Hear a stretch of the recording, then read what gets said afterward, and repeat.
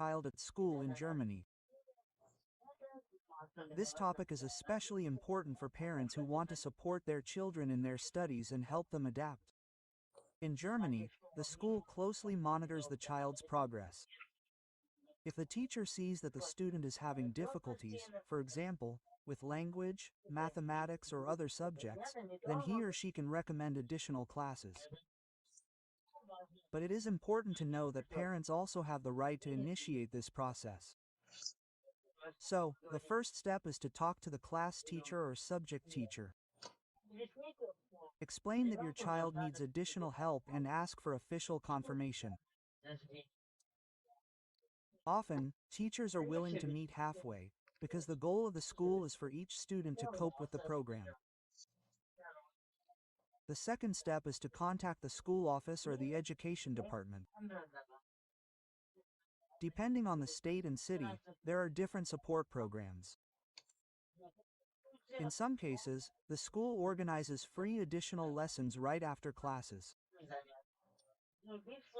In other cases, parents are referred to special educational centers, where the child is helped individually.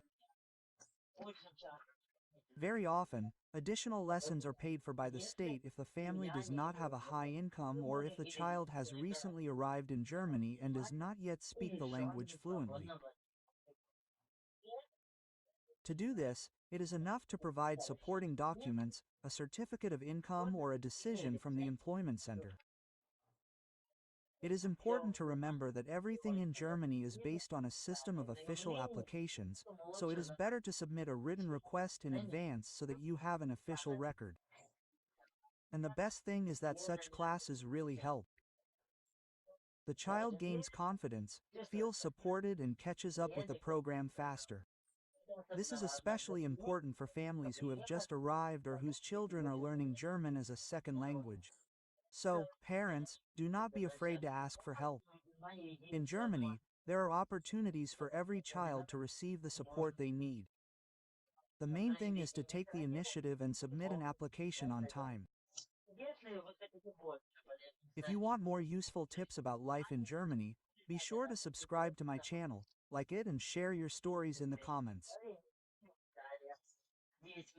Here together we make life abroad pleasant, simple, and comfortable. Dear friends, hello everyone. For those who want to get a German driver's license, this episode is for you. Now my husband will tell you how it all happened, how much it cost, and so on. In general, you can listen to all the details for those who are interested. And, of course, don't forget to subscribe to this channel right now. Well, let's start with the most important thing, the price. Well, the price for everything together was approximately 2,500 euros. 2,500 euros, yes. What did that include? Tell me. It included the cost of registering with a driving school, the cost of sending the license through the Straßenkey service. That is, I exchanged my driver's license. Exactly. They confiscated my old license for a German one and sent it back to its country of origin. So, for this, they demanded a small symbolic sum, which I had to pay. Well, my future license was also processed there at the same time. That is, you need a photo, you pay fees, you pay for the transportation of the old documents.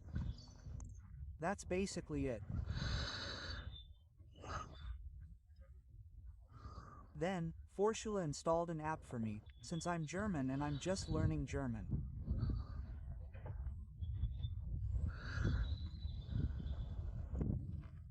I studied using the app. The app costs 90 euros. Yes, I can leave a link to the app under the video, but registration for the app is done through Vorschule. That means they directly see your progress and whether you're ready for the exam or not.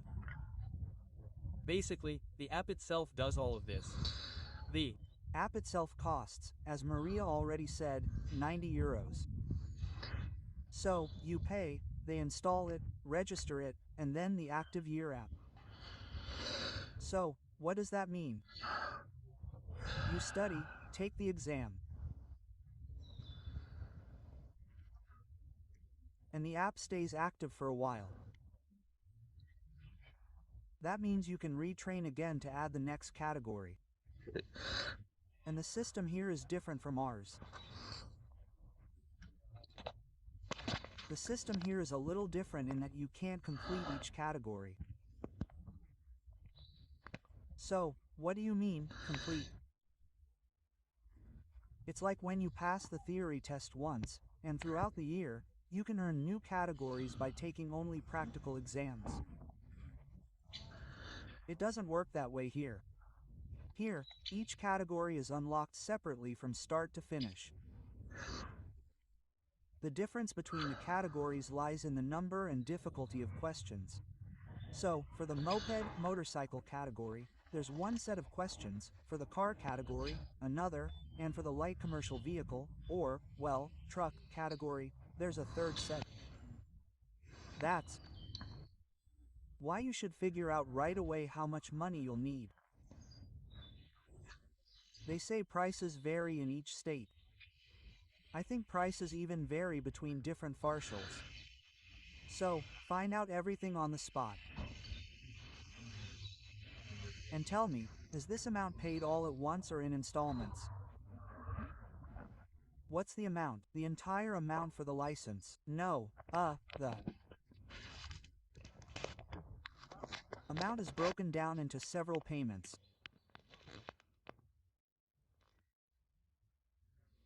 So, you don't pay all at once, but rather in several installments. So, you only pay for registering with the driving school and installing the app. That's approximately 400 euros. Well, 90 euros of that is for the app, plus registering with the driving school, and so on and so forth. When you sign a contract with a driving school, they install an app for you, you go home, and study the app in the language you're most comfortable with. If you study in Russian, you'll take the exam in Russian. If you study in Ukrainian, and that's an option, you'll also take it in that language. The exam itself is practically in Russian. We haven't gotten there yet. Yeah. So, as soon as the program shows you're ready to take the exam, the program has a simulated exam, you take it several times, and as soon as the program sees you're ready, you can go and take the exam at TUF.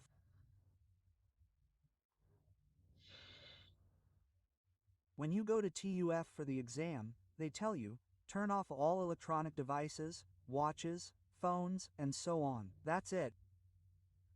And it's best to do that, because examiner walks behind each person taking the exam and uses a special sensor to check for any radio electronic fields around you. If there's any kind of radio electronic field around you, like from a phone or something like that, you won't automatically pass the exam. As for the exam itself, well, I'll tell you this. If you studied using the app, you'll pass. I got the exact same set of questions I'd reviewed that day, so I passed without a single mistake. Everything went quickly and easily. You have half an hour to take the exam. Well, you can pass it in about 10 minutes if you know the answers to the questions well. So, and how long does it take to fully prepare for the actual license? Yeah.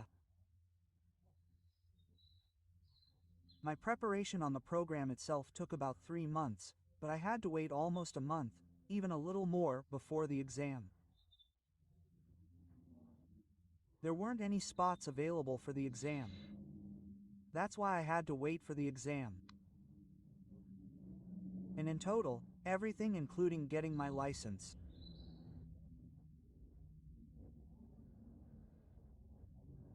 It cost me 4.2 months, but I had to wait for both the theory exam and 2 weeks for the practical exam.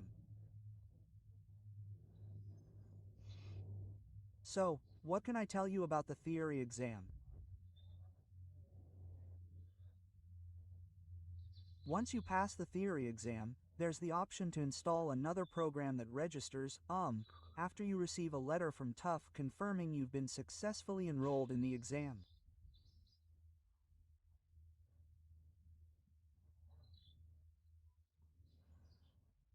The letter also includes the exam date and a QR code you can use to download the app to see everything related to your exams.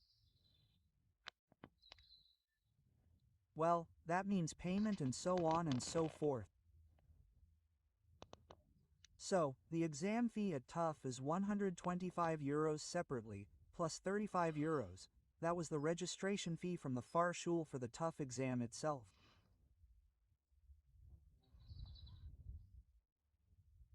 TUF exams are paid separately by bank card via the link in the app. There. And the exam registration fee is paid at the Fahrschule itself.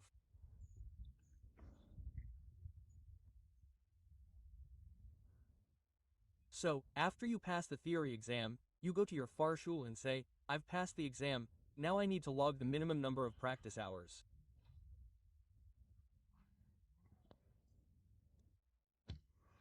This means they assign you an instructor with whom you drive. And it takes different amounts of time for everyone. It all depends on whether you're taking the test for the first time or you've already had some experience. And the instructor will explain all this to you during the first lesson. Basically, I only had 5 lessons for my practical training. That's it.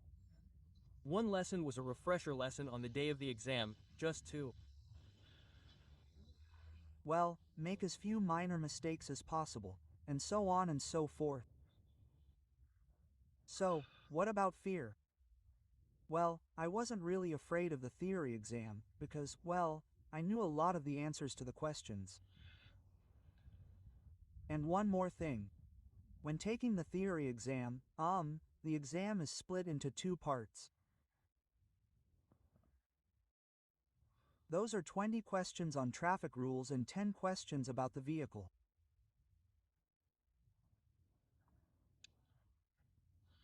So, well, it's not difficult if you're renewing your license. Basically, there are a lot of similar questions to the general ones everywhere, as in all countries. There are some minor differences. For example, here they've added questions not only about alcohol, as in our country, but also questions related to prohibited substances. With prohibited substances, yes. That's it. Well, since I'm not a doctor, it was, of course, a bit difficult for me to remember. There are quite a lot of them on this topic. Well, basically, nothing is impossible. So, regarding practical lessons, when you start driving with an instructor, and you take 2 hours of lessons a day, that's 2 lessons of 45 minutes. They are all combined into one, and you pay for both lessons. It all depends on the school you take the exam at. For me, it worked out to be €130 for 2 hours of lessons, that is, €130 for each lesson. 5 lessons. Now, you can calculate how much it cost. 5 lessons. There.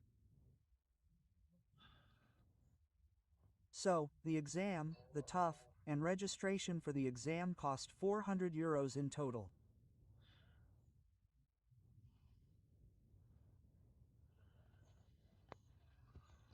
I see. Well, there was no great stress as such, even though there Was stress. There was stress, quite a lot of stress.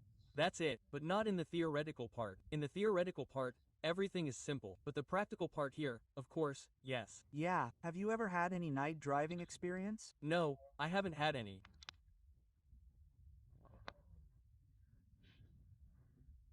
I only had city driving experience, entering the highway, parking, and zone 30. I made a mistake in Zone 30, but the examiner forgave me, letting me, make amends again.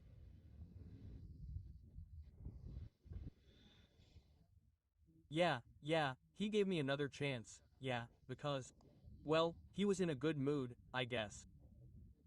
The guy in front of me, at the same spot, apparently, failed. So they told him to retake it. Me too, I used to fall asleep at that spot. Here, that's considered a serious mistake, after which, the exam is considered failed, since here in Zone 30 there's a redfo priority, that is, right over left, which means that priority is always, in any case, based on the right-hand lane. So, when you're driving, all intersections are considered based on the right-hand lane, unless there are additional signs marking the main road. And so I also fell asleep, because Zone 30 was such a tricky wait. And right away there was an intersection on the right. And I didn't look at this intersection. That is, I didn't react to the fact that there might be an obstacle on the right. That's it.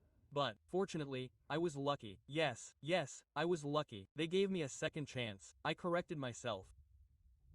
And at every intersection in Zone 30, I was already paying attention to any turns. That's it, although all of this is practiced in the exam. Zone 30, and the pedestrian zone, the bicycle zone, all the zones, everything is practiced, the instructor takes you through everything. For example, there are exits on the motorway everywhere. The instructor watches all of this. They might also ask about emergency braking.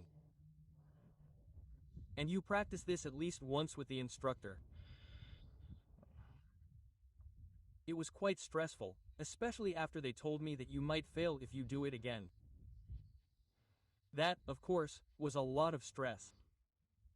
And I almost got into trouble a second time because I exceeded the speed limit on the Autobahn by 8 kilometers per hour. The speed limit was 80, I gave 88. Well, who doesn't like fast driving, let's put it that way.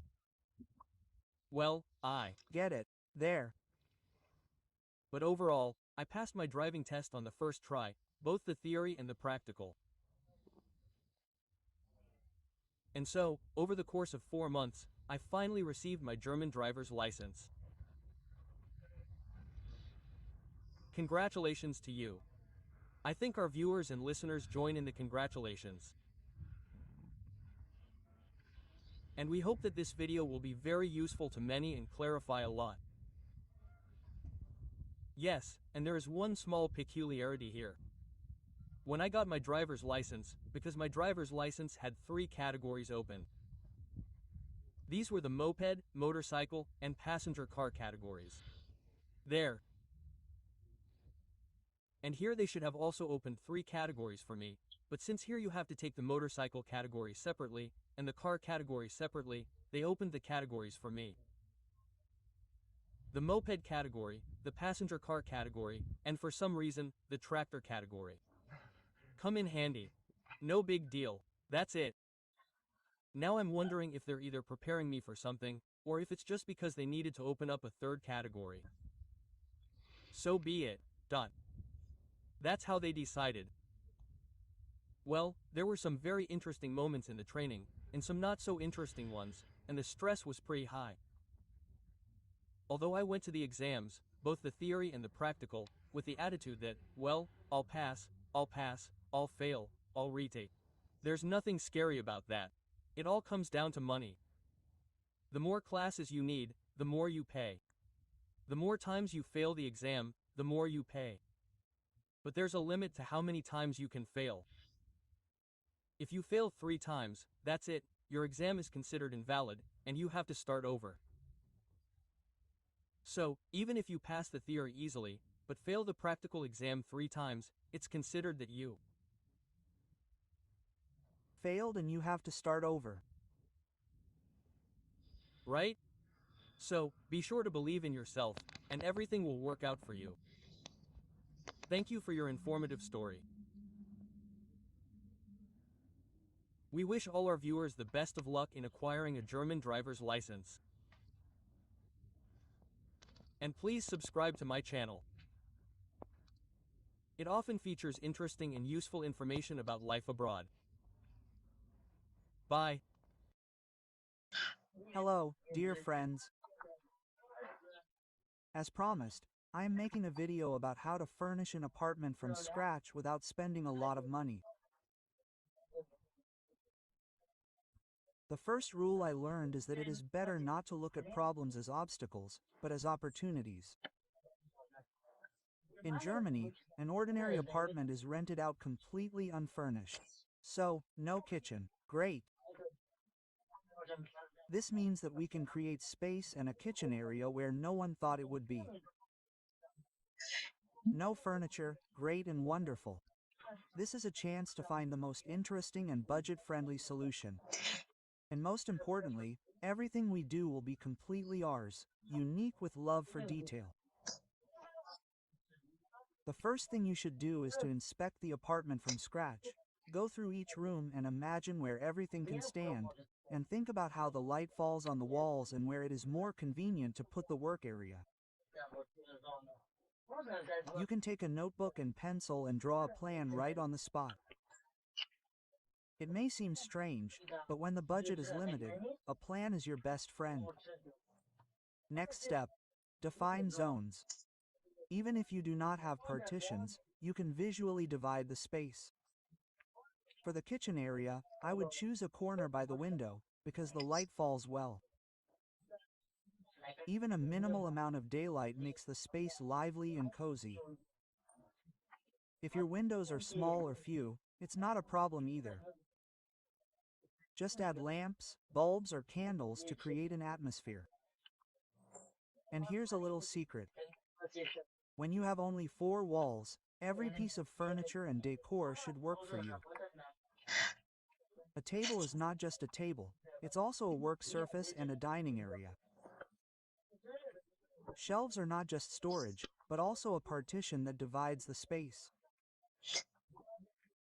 Even an ordinary clothes hanger can become a design element. Don't be afraid of emptiness and a modest budget. This is a chance to show creativity and create an apartment that will be completely yours. You will definitely succeed. So, we have a corner that is flooded with light. The mood is fighting, but there is still no kitchen. What to do? Let's turn this empty corner into a real culinary nook without spending a fortune. The first thing to do is to determine the main functions of the kitchen. We need a work surface for cooking, a place to store dishes and appliances, and an area where we can put, for example, a kettle or a small stove. That's it. No extra cabinets, columns, or built-in modules, we save. The next step is furniture, an ideal option for a budget. Freestanding cabinets and shelves from IKEA, for example, or second-hand stores, or classified ad sites. You can find an old kitchen cabinet on a classified ad site for about 20 to 30 euros.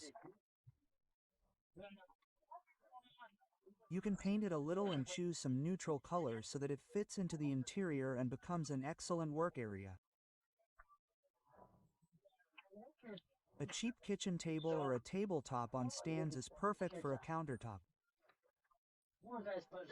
You can use wooden panels from a hardware store, cut to size and put them on old cabinets. And now you have a full-fledged surface for cooking. The main thing is that it is convenient to cook and wash dishes.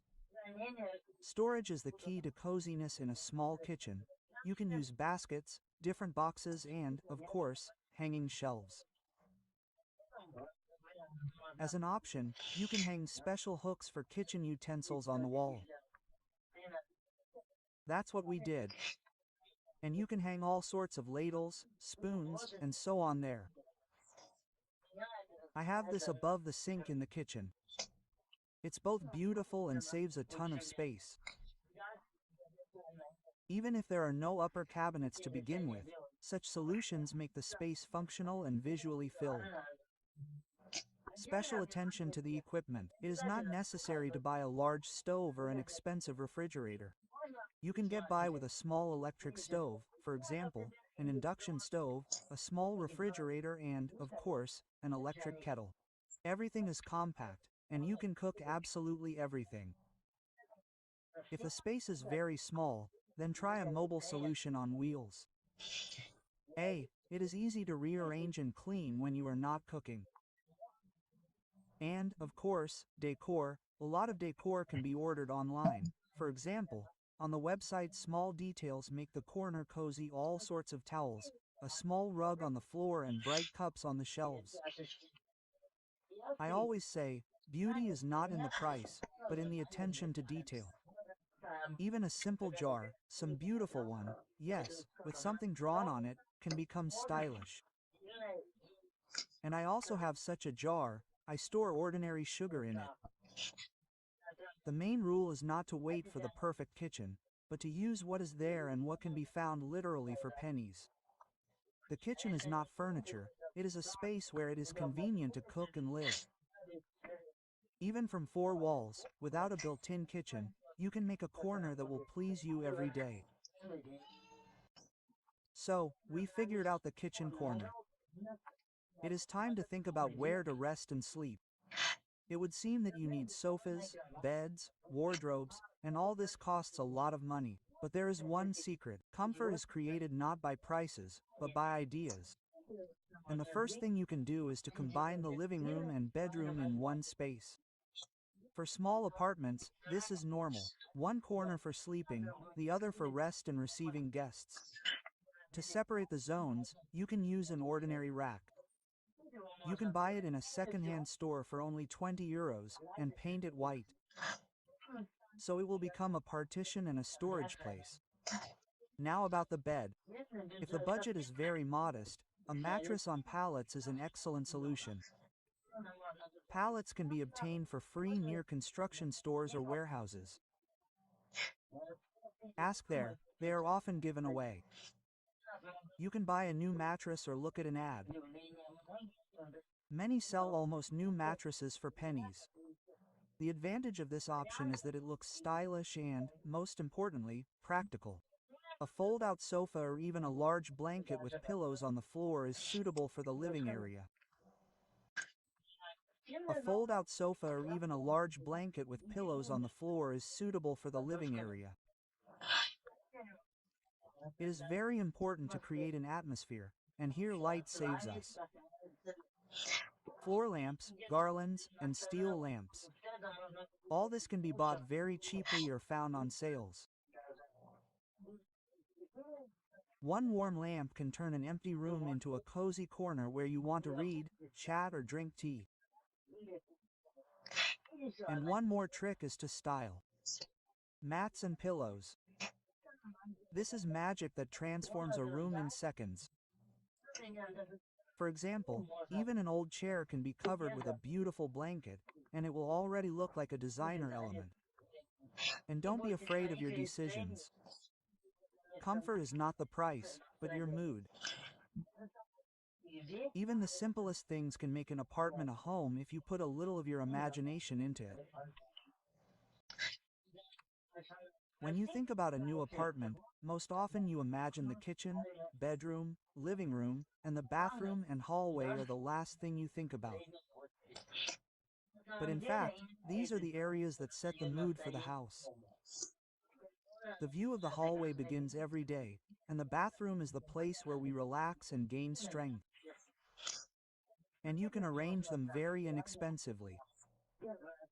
The first thing you can do is hang textile organizers in the bathroom. They can be found in stores for just a couple of euros. They are convenient for storing cosmetics, all sorts of brushes, hair dryers, and everything that is usually lying on the shelves. The next step is a mirror with backlighting. You don't have to buy an expensive one. You can buy a regular mirror and add an LED strip to it. Beautiful, convenient, and, most importantly, cheap. For comfort, you can add plants that love moisture, for example, aloe. Even one small green detail completely changes the atmosphere with a wave. And, of course, textiles, a beautiful towel, a rug, and a curtain with a pattern that you like. It is inexpensive, but it looks literally like in a magazine. And now about the hallway. The main thing is functionality and light. Firstly, you can put an open hanger. It takes up less space than a closet and looks stylish, especially if you add baskets for shoes. Secondly, you can hang a small full-length mirror. It not only helps you get ready before going out, but also visually expands the space. And one more piece of advice: hooks on the wall. You can hang handbags or umbrellas, keys on them. And so everything will always be at hand. And for coziness, you can lay a small rug and hang a picture. Even the hallway can be made warm and beautiful, so that when you go home, you immediately feel that you are in your cozy space. When the budget is small, the most important thing is to know where to look. I am sure that in every country, in every city, you can find cool things for nothing, if you know a couple of tricks. I will share my experience from Germany, but many of my ideas will work for other countries too. In the description of this video, I will leave the name of the online platforms. This is a real paradise for those who are looking for furniture and equipment for pennies. And people often give away good things almost for free, so I highly recommend expanding the description of the video and reading. There are also charity shops in Germany, like the ones in Germany, where they call it Koni. They have second-hand furniture. There you can find a wardrobe for only 20 euros, chairs for 5 euros, and even equipment for ridiculous money. The main thing is to go there regularly, because good things are snapped up quickly. On weekends, many cities also have flea markets. This is not only an opportunity to find something unusual, but also just a fun adventure. And in Germany, there is a tradition. If people want to get rid of furniture, they put it near their house with a sign saying, "I am giving it away for free." And you can really find a real treasure there. And don't forget, of course, about IKEA. There are often promotions and discounted goods corners there. Sometimes it's cheaper to make than to buy. Pallets can be turned into a bed, an old box into a shelf, and wooden panels from a hardware store into a desk. A little imagination and YouTube tutorials, and you have unique furniture that no one else has. Tell me honestly, when you walk into someone else's apartment, what is the first thing that creates a feeling of coziness? It's not a closet or a sofa, but these very little things: a soft blanket, the aroma of fresh coffee, a lamp with warm light. It's the details that make a house lively and warm, even if you have a minimum of furniture and a very modest budget. Textiles are the easiest way to add coziness. Rugs, pillows, blankets. Even the most ordinary sofa will sparkle if you throw a bright blanket on it. And a small rug by the bed will make waking up 100 times more pleasant. You can even sew pillows yourself from leftover fabric or old things. I always say that lamps are more important than chandeliers. One large lamp under the ceiling rarely creates coziness. But if you put a couple of table lamps, a gull-shaped lamp, and a couple of candles, you will immediately feel like you are in a movie about a cozy house. The main thing is warm light. Cold light makes the atmosphere too office-like. Coziness is not only what you see, but also what we feel. Candles, incense sticks, coffee, pastries. All this creates an atmosphere. For example, I love the smell of cinnamon and orange, so my home often smells exactly like this. I like to buy candles with these aromas.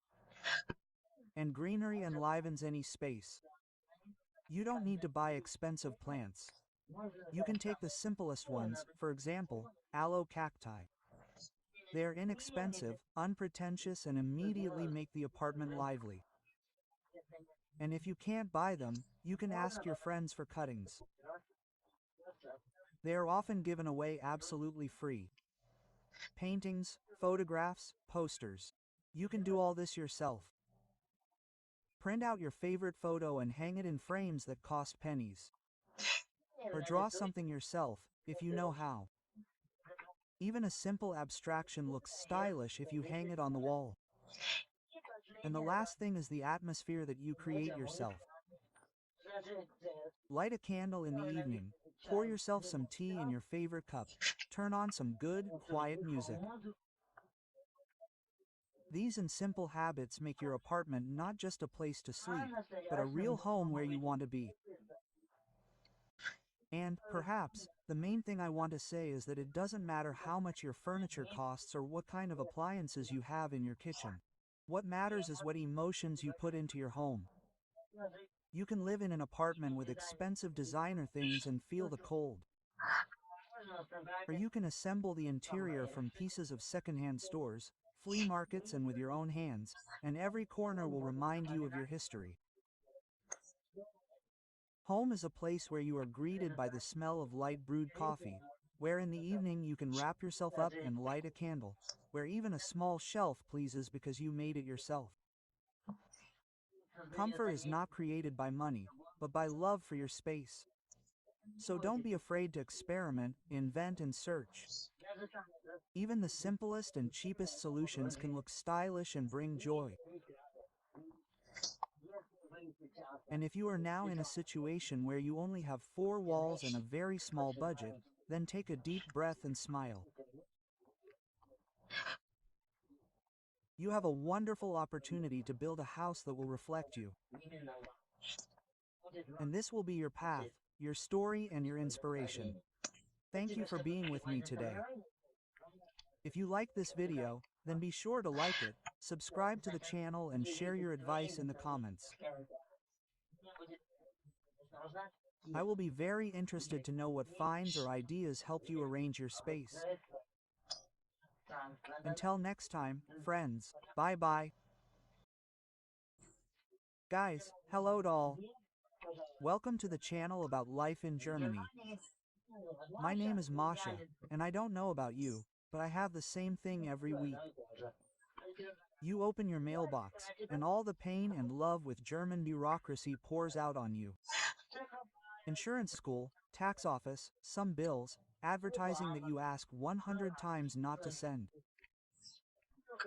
I remember when we first moved, I just sat in the kitchen and started reading and translating this whole bunch. It seemed to me that I would never figure it out. Each letter is a quest. Translate, understand what they want. Find the right document, scan it, send a response, and God forbid you miss some deadline. That's it, it's all over. It took all my energy and time, which I was already short of. What if I told you that there is a direct connection between this pile of waste paper, weekly grocery shopping, and the opportunity to go on holiday for 3 weeks for free? Now I will tell you how I connected it all and defeated the paper dragon. I started saving 200 or even 300 euros a month on food. And, most importantly, I found time for myself. Let's go. Today is our day of great German household magic. So, where does any order and savings begin? With planning, of course. I used to be a manager of chaos. I would rush to the store hungry, grabbing everything that came to hand. Especially if there was a package, and a promotion was written on the package. At the checkout, a receipt for an astronomical amount, and at home it turns out that half of the products do not go together at all. I think many people are familiar with this. The Germans taught me the golden rule, plan or pay. So now a trip to the store begins like this. At home in silence with a cup of coffee. The first thing I do is open an app. In Germany, there are several super apps for mobile phones for saving. For example, an app like PYUP. There are always a whole bunch of discounts and promotions. Lidl also has such an app. But the best app that every person who lives in Germany should install is Mark Guru U. Look, I just create a shopping list. Yogurt, milk, chicken, cucumbers. The app scans all the discounts in the nearest Lidl, Aldi, Raw, and Edeka stores. And it shows where my basket will be the cheapest today. This already saves money and time, and you don't need to run around all the supermarkets. But the main trick is different. I look at which products have big discounts this week. Aha, here in Lido there is a large package of chicken fillet with a discount of, for example, 30%. Great. So, this week there will be chicken. Then spaghetti, for example, for 99 cents instead of the usual €2. I take 5 packs at once. They have a very, very long shelf life. This is the basis of my main life hack. I build a menu for the week not from what I want, but from what is currently profitable and I also want it. That is, I do not want more, but I want something else. And then I look for specific products for this dish. And if I want more, then I look where beets are, for example, cheaper. And if beets are on sale, then there will be more. And this approach requires flexibility, but saves a lot of money. And I am also a big fan of large packages, absolutely everything. I love buying 2 2-liter packages of liquid soap. Sold in the little store. It is very profitable to buy if you have a large family. They have, several fragrances, I think 3 or 4 fragrances. I always buy different ones. It lasts me a long time. The soap is quite good, and you can wash your hands with it, and, in general, enjoy life. It is insanely economical. I bought it once. I think 2 liters of something costs about €2 and change. And it really lasts a long time. The same goes for washing powder. I always buy a huge package. Now I have Persil. Here. And usually the biggest package of washing powder lasts me about 6 months, which also allows me to save money, since goods in large packages are always cheaper per gram.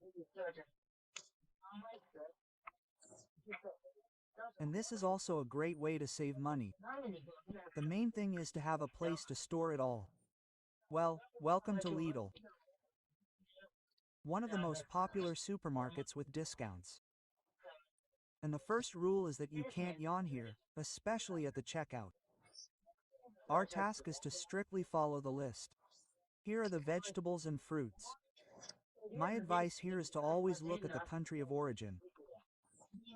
German or European seasonal vegetables are almost always cheaper and fresher. But cucumbers from Spain cost €29. But the German ones are a little crooked, but only 79 cents. And why overpay for logistics? Now the dairy department. Here's the main secret of saving. Look, Danone yogurt costs 89 cents, approximately. Beautiful packaging, familiar name. And next to it there is a simple one in white packaging, even larger, usually from the Lidl store brand. And the price is much lower. In practice, the difference is 2 times. And many people think that if it is cheaper, it means it is worse, but in fact it is not. And a lot of tests prove that the quality of these products is not inferior, and even superior to brands. The secret is that they do not have huge advertising budgets. You do not pay for this yogurt to be shown on TV.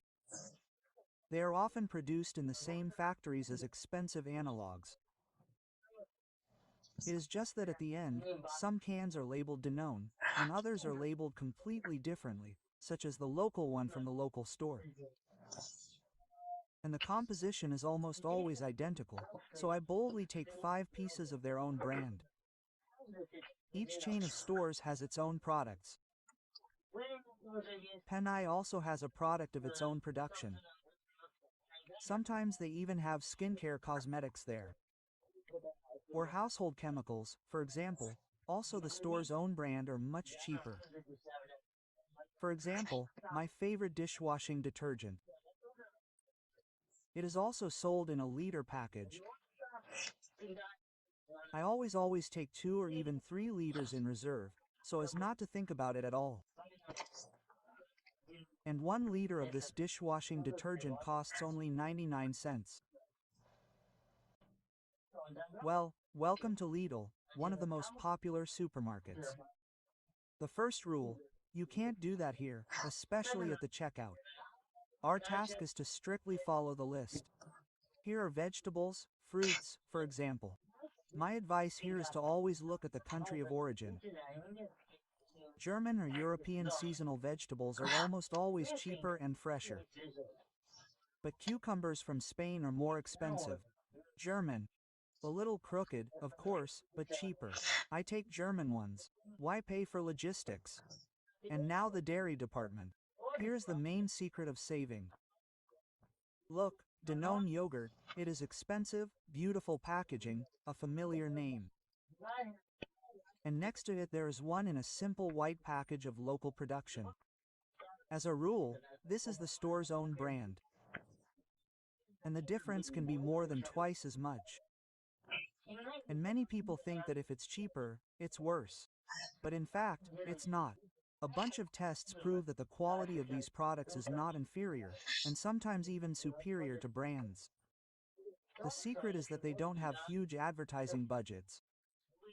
You don't pay for this yogurt to be shown on TV. They are often produced in the same factories as expensive analogs. And, for example, the PNY store even has its own brand of skincare cosmetics. But what I love and adore most of all is the dishwashing liquid from PNY's own brand, or, for example, I sometimes buy it in Lidl. It's cheap and cleans everything perfectly.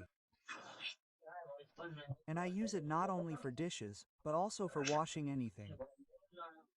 It cleans the tiles in the kitchen perfectly. In general, it's a cool thing. And sometimes I add water for washing floors. In general, it's great. It also saves money. There's no point in overpaying for some fancy product, for example, if there are such wonderful products of our own production.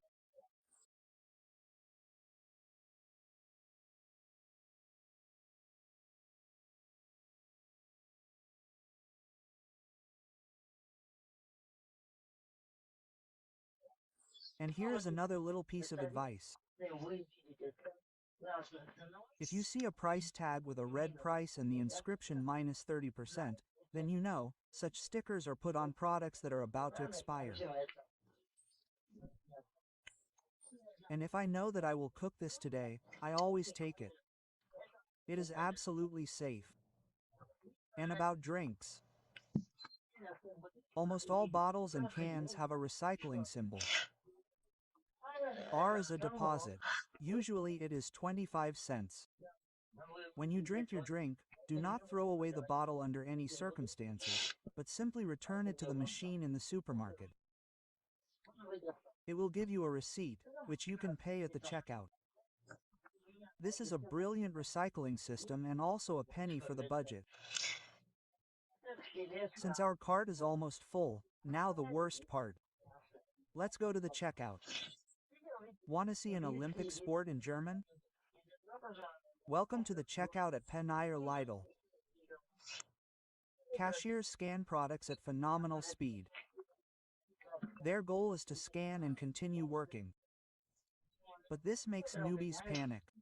You don't have time to put anything away. The line sighs nervously, and the cashier looks at you like you're an enemy of the people. My advice: don't try to put products in a bag right at the checkout. It's a lost cause.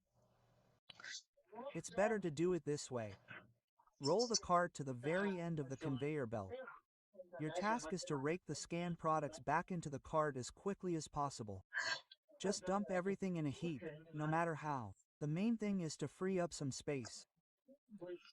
Then quickly pay, roll the cart to a special packing area, and there, at a leisurely pace, beautifully put everything into bags.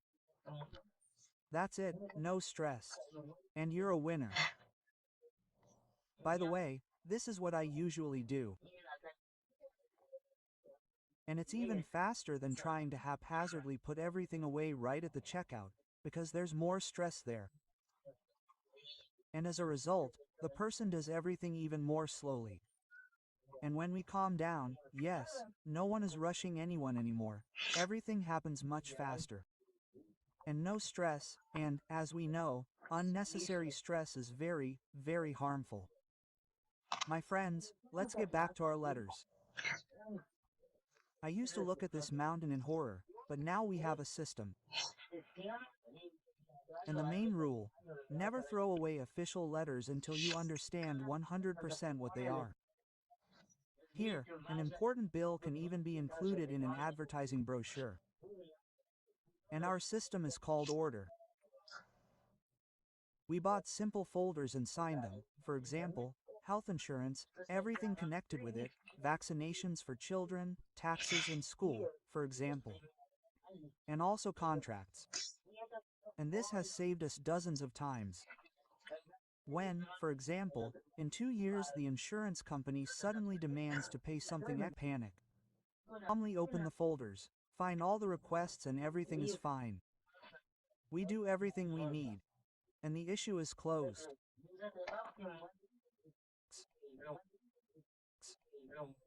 Or better yet, both.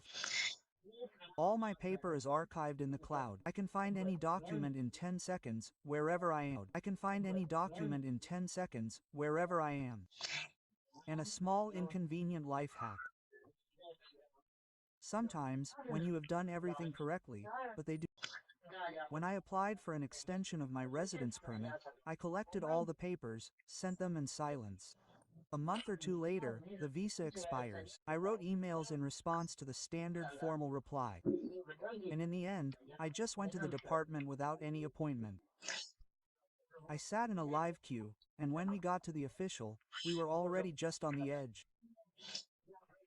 I was just really tired, and almost with real tears I started telling him that here is my visa, it is expiring, I can't sleep at night, that I have children.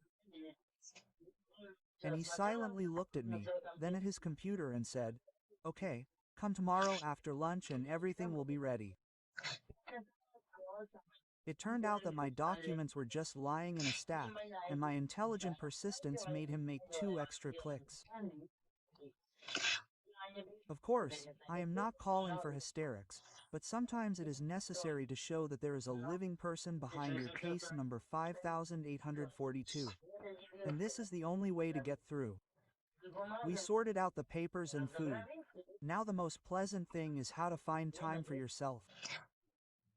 And I will literally call it that. Sometimes I make preparations. Look, I bought a chicken fillet. I will cut up half of it now, marinate it in spices and put it in the refrigerator. Tomorrow there will only be pour it into a frying pan. I'll grind the other half into mince, make cutlets and freeze it. Then vegetables. I love grating carrots and putting them in a container so that I can use it all later and not rush anywhere. Yes, especially if you need to quickly cook food. You could say that all that's left to do is put it all in a frying pan and use it. It's incredibly convenient. I grate everything that can be frozen from vegetables. It's super time-saving.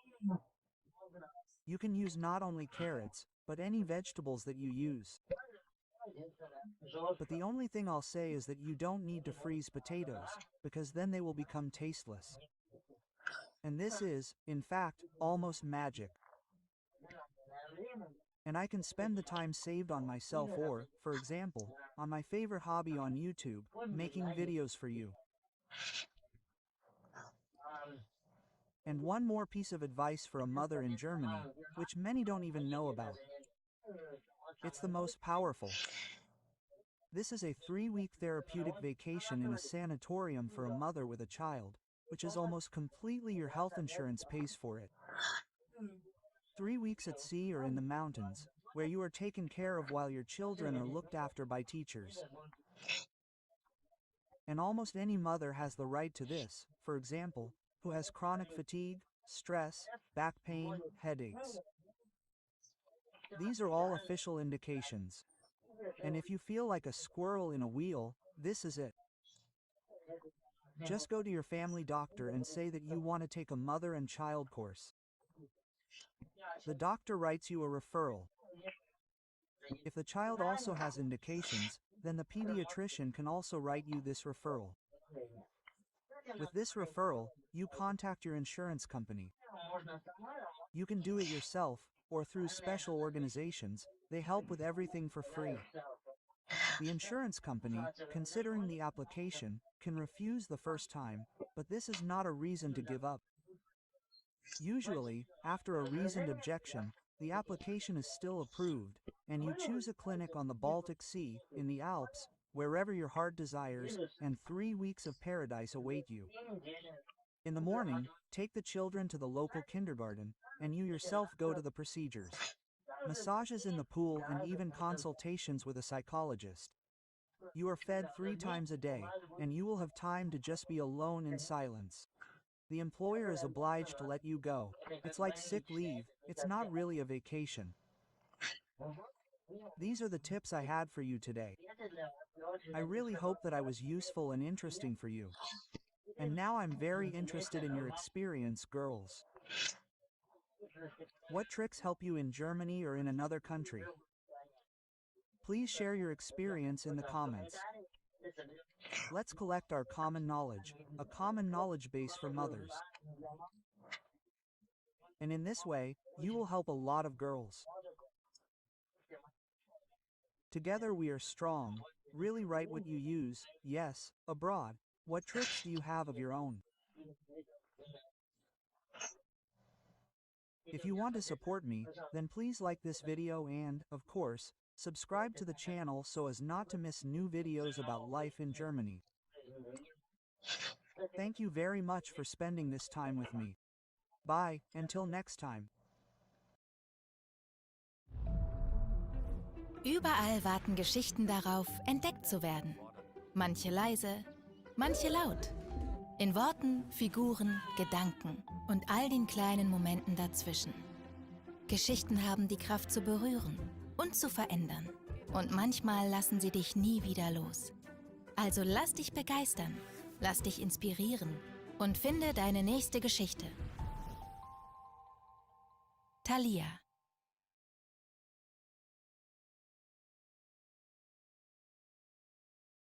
Feather Insurance covers the most important things in life, like your health, your liability mishaps, even your retirement. And if you make a claim, we take care of the hard parts for you. Feather. Honest, simple insurance. Sign up today.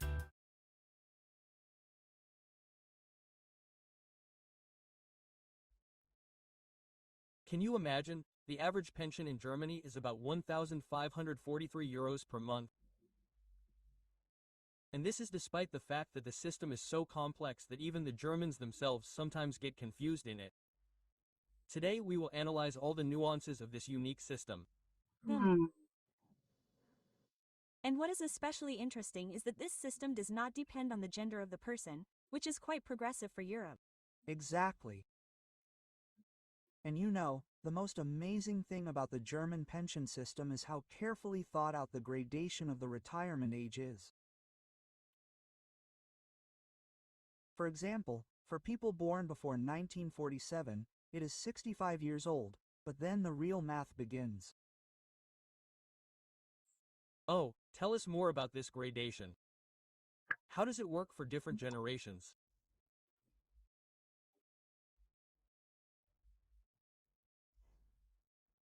Well, look, if you were born between 1947 and 1958, 1 month is added to the base 65 years for each year after 1946. That is, a person born in 1950 retires at 65 years and 4 months.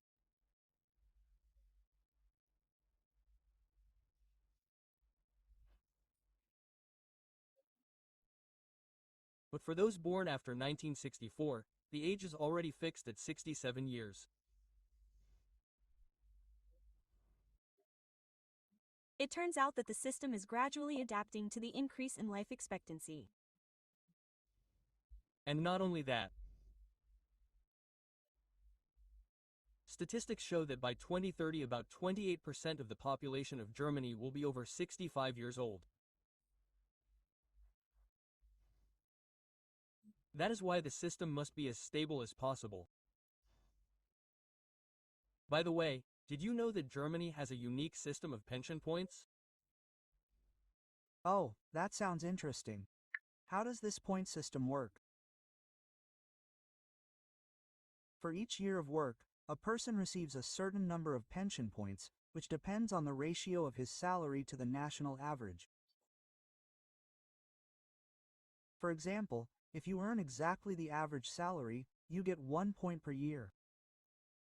If more, accordingly, more points. And what about the minimum threshold for receiving a pension? What conditions must be met?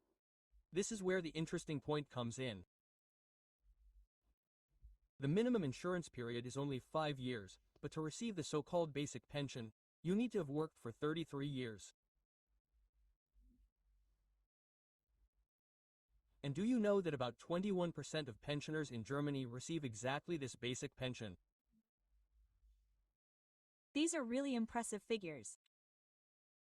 And how does the system take into account periods of unemployment or illness? Imagine that the system is so well thought out that it takes into account almost all life situations.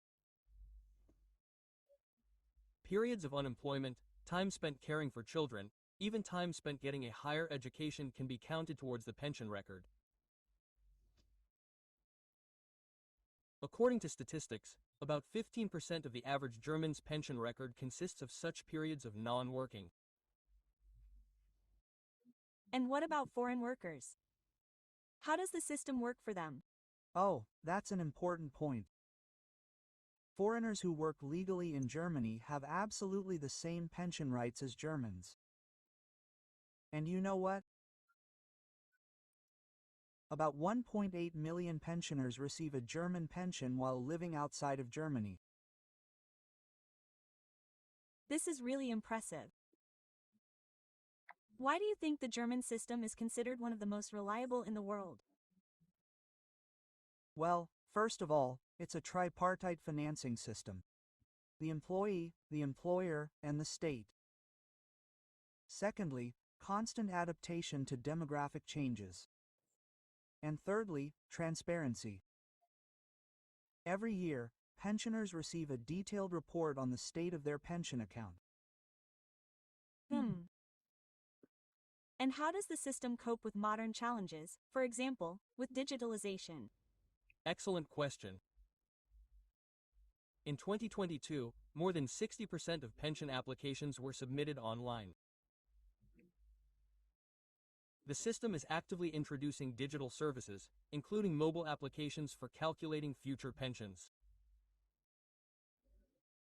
And what is especially important, all these innovations are being introduced gradually so that the older generation can adapt. This is truly impressive progress. And what are the forecasts for the future? According to experts, by 2040 the ratio of workers to pensioners will be 2 to 1, which will create certain challenges for the system. But new sustainability mechanisms are already being developed, including the expansion of voluntary pension programs and incentives for later retirement.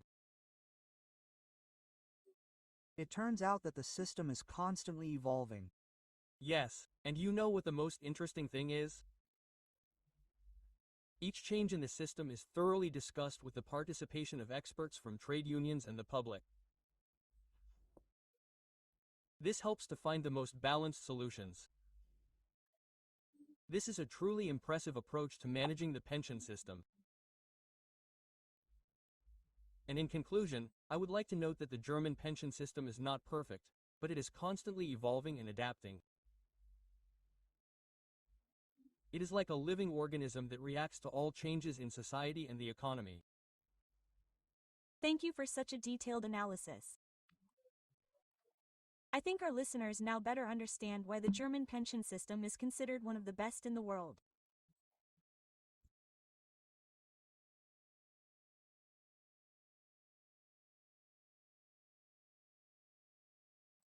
Hello, dear friends, my name is Masha. Welcome to my channel Moving to Germany. It is always a new stage in life. It is important to understand that each visa opens up certain opportunities. Whether it is study, work, freelancing, or family reunification. Knowledge of all types of views helps to plan the path and feel confident from the very beginning. So, let's start with a short-term visa. This visa is suitable for travel, tourism, and short language courses. Allows you to stay in Germany for up to 90 days, does not give the right to work, is great for getting to know the culture, cities, and customs. Using Schengen for a trial visit is very useful. You can evaluate which region is more comfortable to live in. There's also a national visa D. More than 90 days is suitable for a long-term stay in the area of study, work, or life with family. It is issued for a period of more than 90 days. Usually issued in the country of residence before entering Germany. Requires a full package of documents, an invitation from an educational institution or employer, proof of financial solvency and housing. It is better to submit documents in advance and prepare all the papers without haste. A student visa is intended for those who want to study in Germany, and it is valid for the period of study, usually 1 or 2 years, with the possibility of extension. Allows you to work up to 20 hours a week and full-time during the holidays. After completing your studies, you can apply for a temporary permit to search for work for up to 18 months. Combining a student visa with a dock ticket and student discounts allows you to save significantly. A work visa for people with a job offer from a German employer.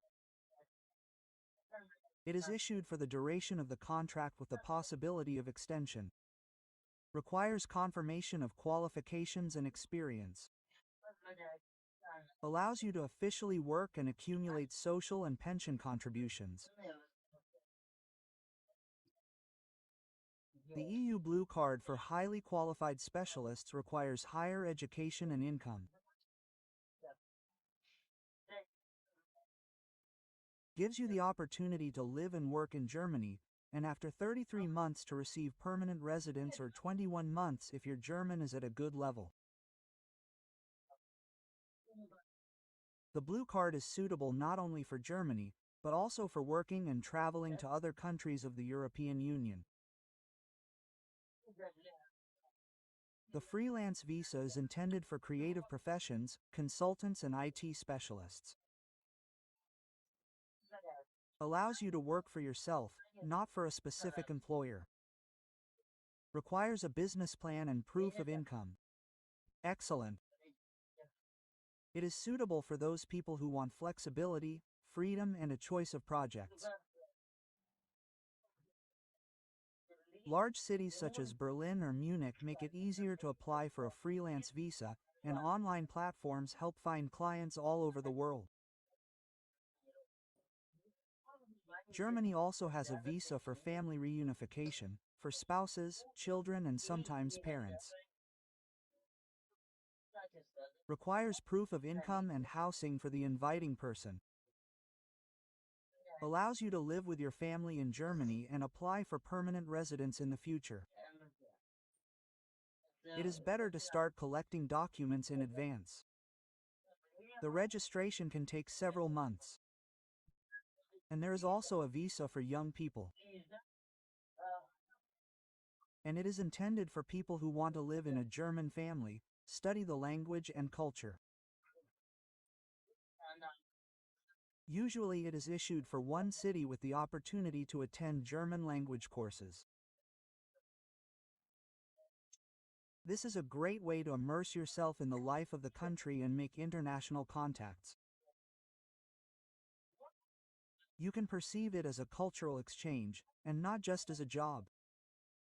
And there is also a visa for language courses. For those who want to learn German before studying or working, usually up to 12 months. Sometimes it gives the right to a limited number of working hours. The courses help you quickly adapt, make friends and better understand everyday life in Germany. Each visa is a key to new opportunities: studying, working, freelancing, traveling, and family. Understanding all the options helps you choose the best path, plan your life, and feel confident at every stage. Even the smallest visa can be the first step to a big and successful life in Germany.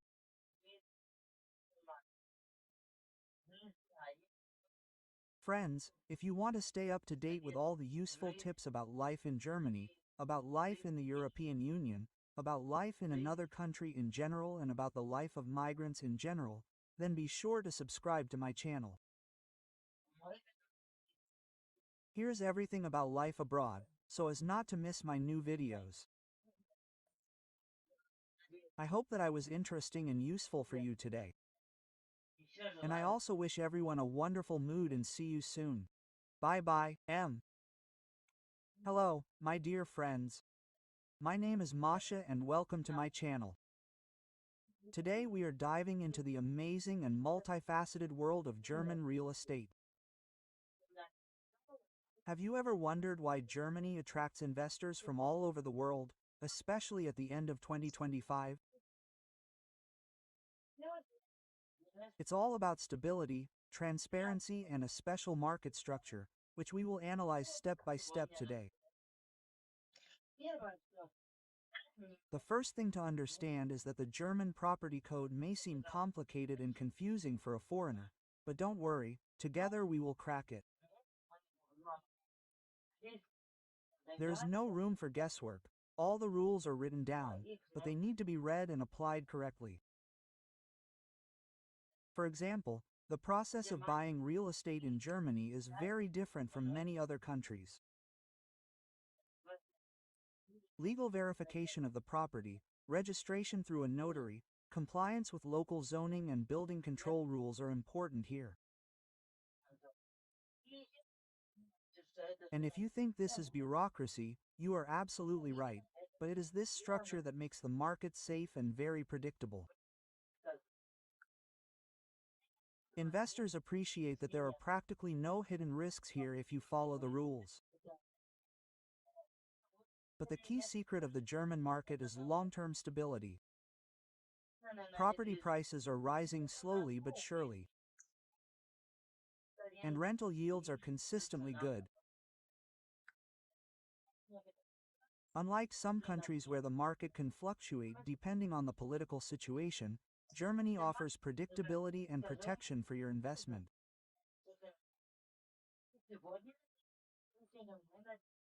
And today, dear viewers, we will start with exactly this: how to understand the system, what steps to take to protect yourself and get the most out of it, and why Germany remains such a magnet for foreign investors. So, friends, let's break down what makes Germany so attractive to investors. Especially when we look at the end of 2025, it's all about sustainability, reliability, and long-term predictability. The first thing to note is that the German economy is considered one of the strongest in Europe. Even during periods of global instability, Germany maintains steady growth, low inflation compared to other countries, and a system of investor protection. This means that your real estate investment is truly protected during periods of market fluctuations. The second important point is the legal system. Germany is known for transparent real estate laws, strict rental standards, and clear tax rules. The investor always knows that his rights are protected from the notary verification of the purchase to contracts with tenants. And the third secret is socioeconomic stability, high employment, growth of urban and regional centers, constant demand for housing for rent. All this creates a steady stream of income for property owners. Of course, much depends on the place of investment. Berlin and Munich are always on everyone's lips, but there are rapidly growing regional centers that few people know about, and it is there that you can find undervalued assets with high returns. We will talk about this now. For an investor, the stability of Germany is not just words. It is a time-tested system that allows you to plan and calculate returns for years to come.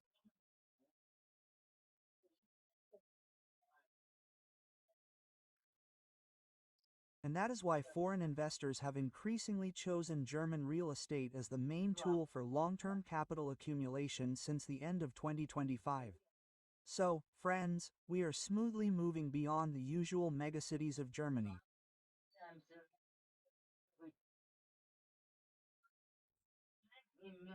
Berlin and Munich are certainly popular and prestigious, but it is in the regional centers that you can find real investment treasures.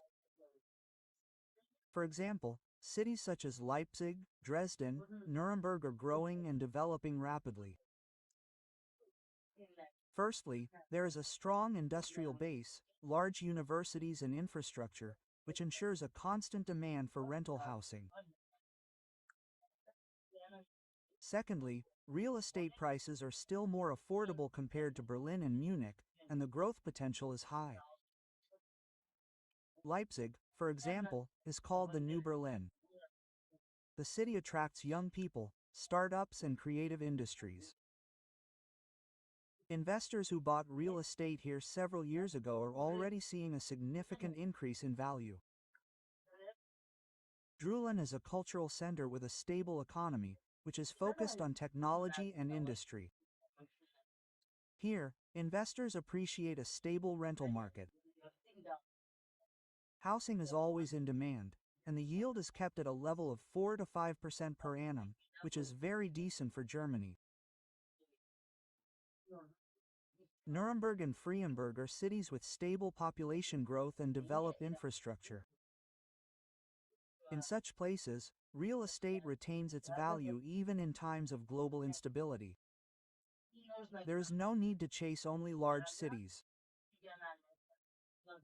Regional centers offer high yield potential with less competition, meaning the chance to find undervalued assets is much higher. And we will discuss this with you now. Stay with me. And we will start with interest rates. After several years of fluctuations, the European Central Bank is gradually stabilizing rates. For investors, this means more predictable mortgages and the ability to plan returns for years to come. Simply put, you know how much you will be paying on your loan, which allows you to build reliable financial strategies. And now about inflation. In recent years, inflation has been a factor of uncertainty, but now we are seeing a gradual calming down. House prices continue to rise, but at a more moderate rate, making the market more stable for long-term investments. What does this mean for pricing? In simple terms, real estate in Germany remains attractive, but it is now important to choose properties carefully. Not every deal will be profitable, so analyzing the location, demand, and economic activity of the region is key. And one more thing. The current situation opens up opportunities for investors who are ready to act thoughtfully. Stable interest rates and moderate inflation create conditions for safe investments with predictable income. I think it's time to answer the main question. What makes Germany so attractive to investors from all over the world? Why is it here, at the end of 2025, that many see a reliable and profitable real estate market? The first is economic and political stability. Germany has long established itself as a country with a stable economy, predictable laws, and transparent rules. This is not an environment where you need to guess what will happen in a month or year. Investors value clarity. Here you can plan long-term strategies without any fear of sudden changes. Second, infrastructure and urban development. Germany is not only Berlin and Munich. The network of transport communications, industrial zones, educational and medical institutions makes cities convenient and attractive for both tenants and buyers. Third, legal, of course, investor protection. Real estate and rental laws in Germany are strict, but transparent. This means that your rights as property owners are protected and the risks are minimized. Notaries, contracts, document verification. All this ensures a high level of trust and security. Fourth, long-term profitability. Even if prices rise moderately, there are always tenants, and rental income is stable.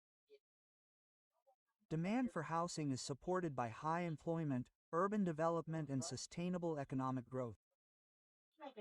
And finally, Germany is a country of opportunities for strategic investors. Regional cities are growing rapidly, and industrial zones are actively developing. And tax incentives or bots for foreign investors make the market even more attractive.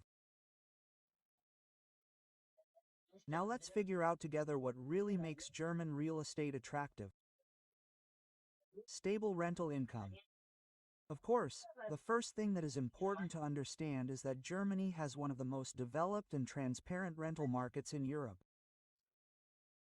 High demand for housing remains even in small cities and fast-growing regions. This means that rents remain stable, and the risk of empty apartments is simply minimal.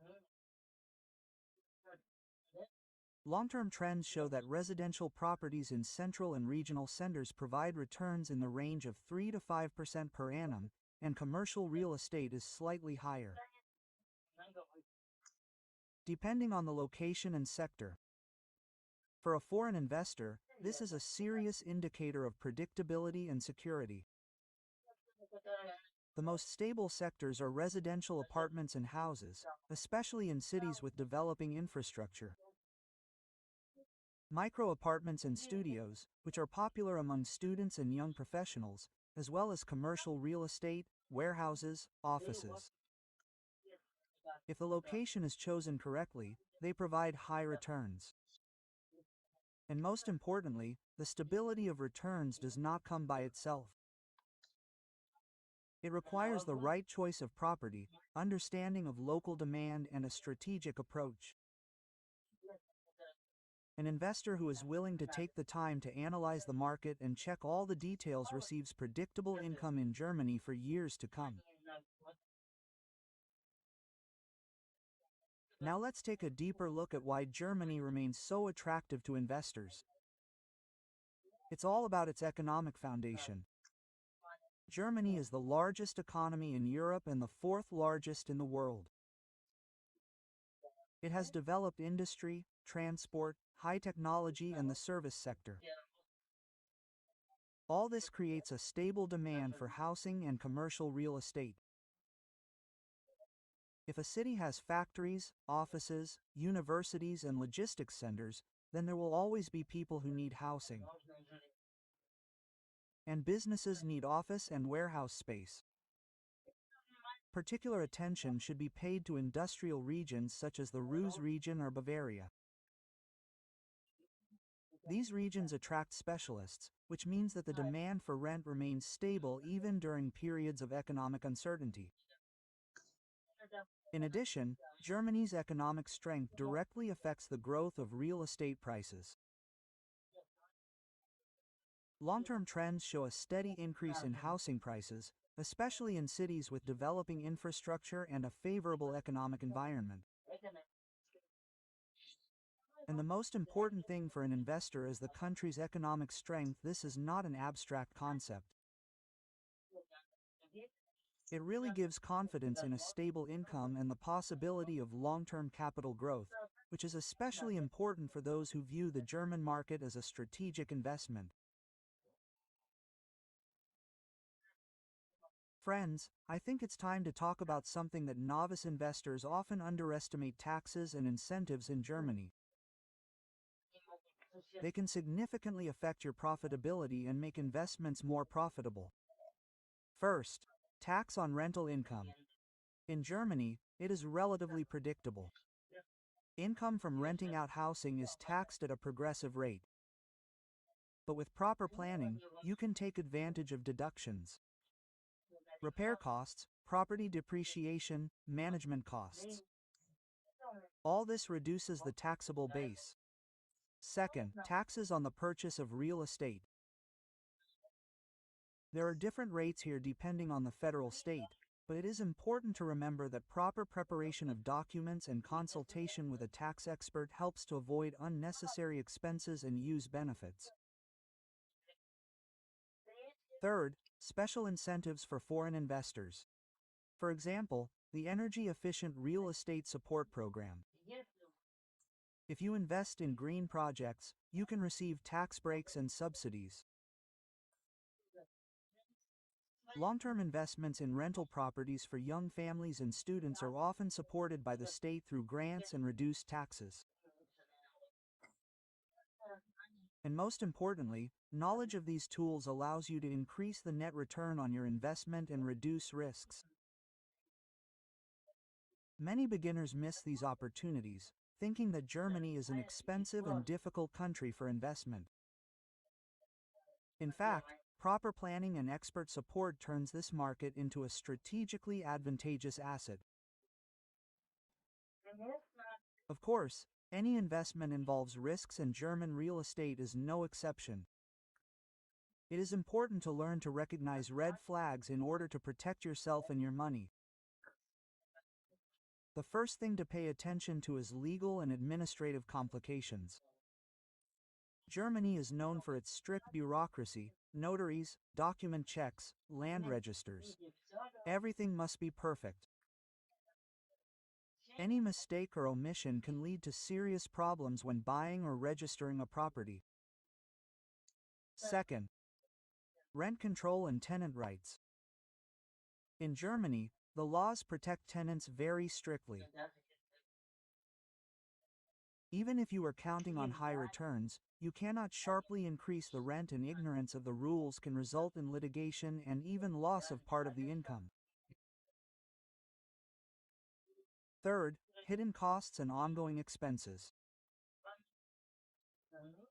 In addition to the purchase price of the property, consider the costs of maintenance and repairs, utilities, taxes and insurance, of course, and the possible commission of agents and lawyers.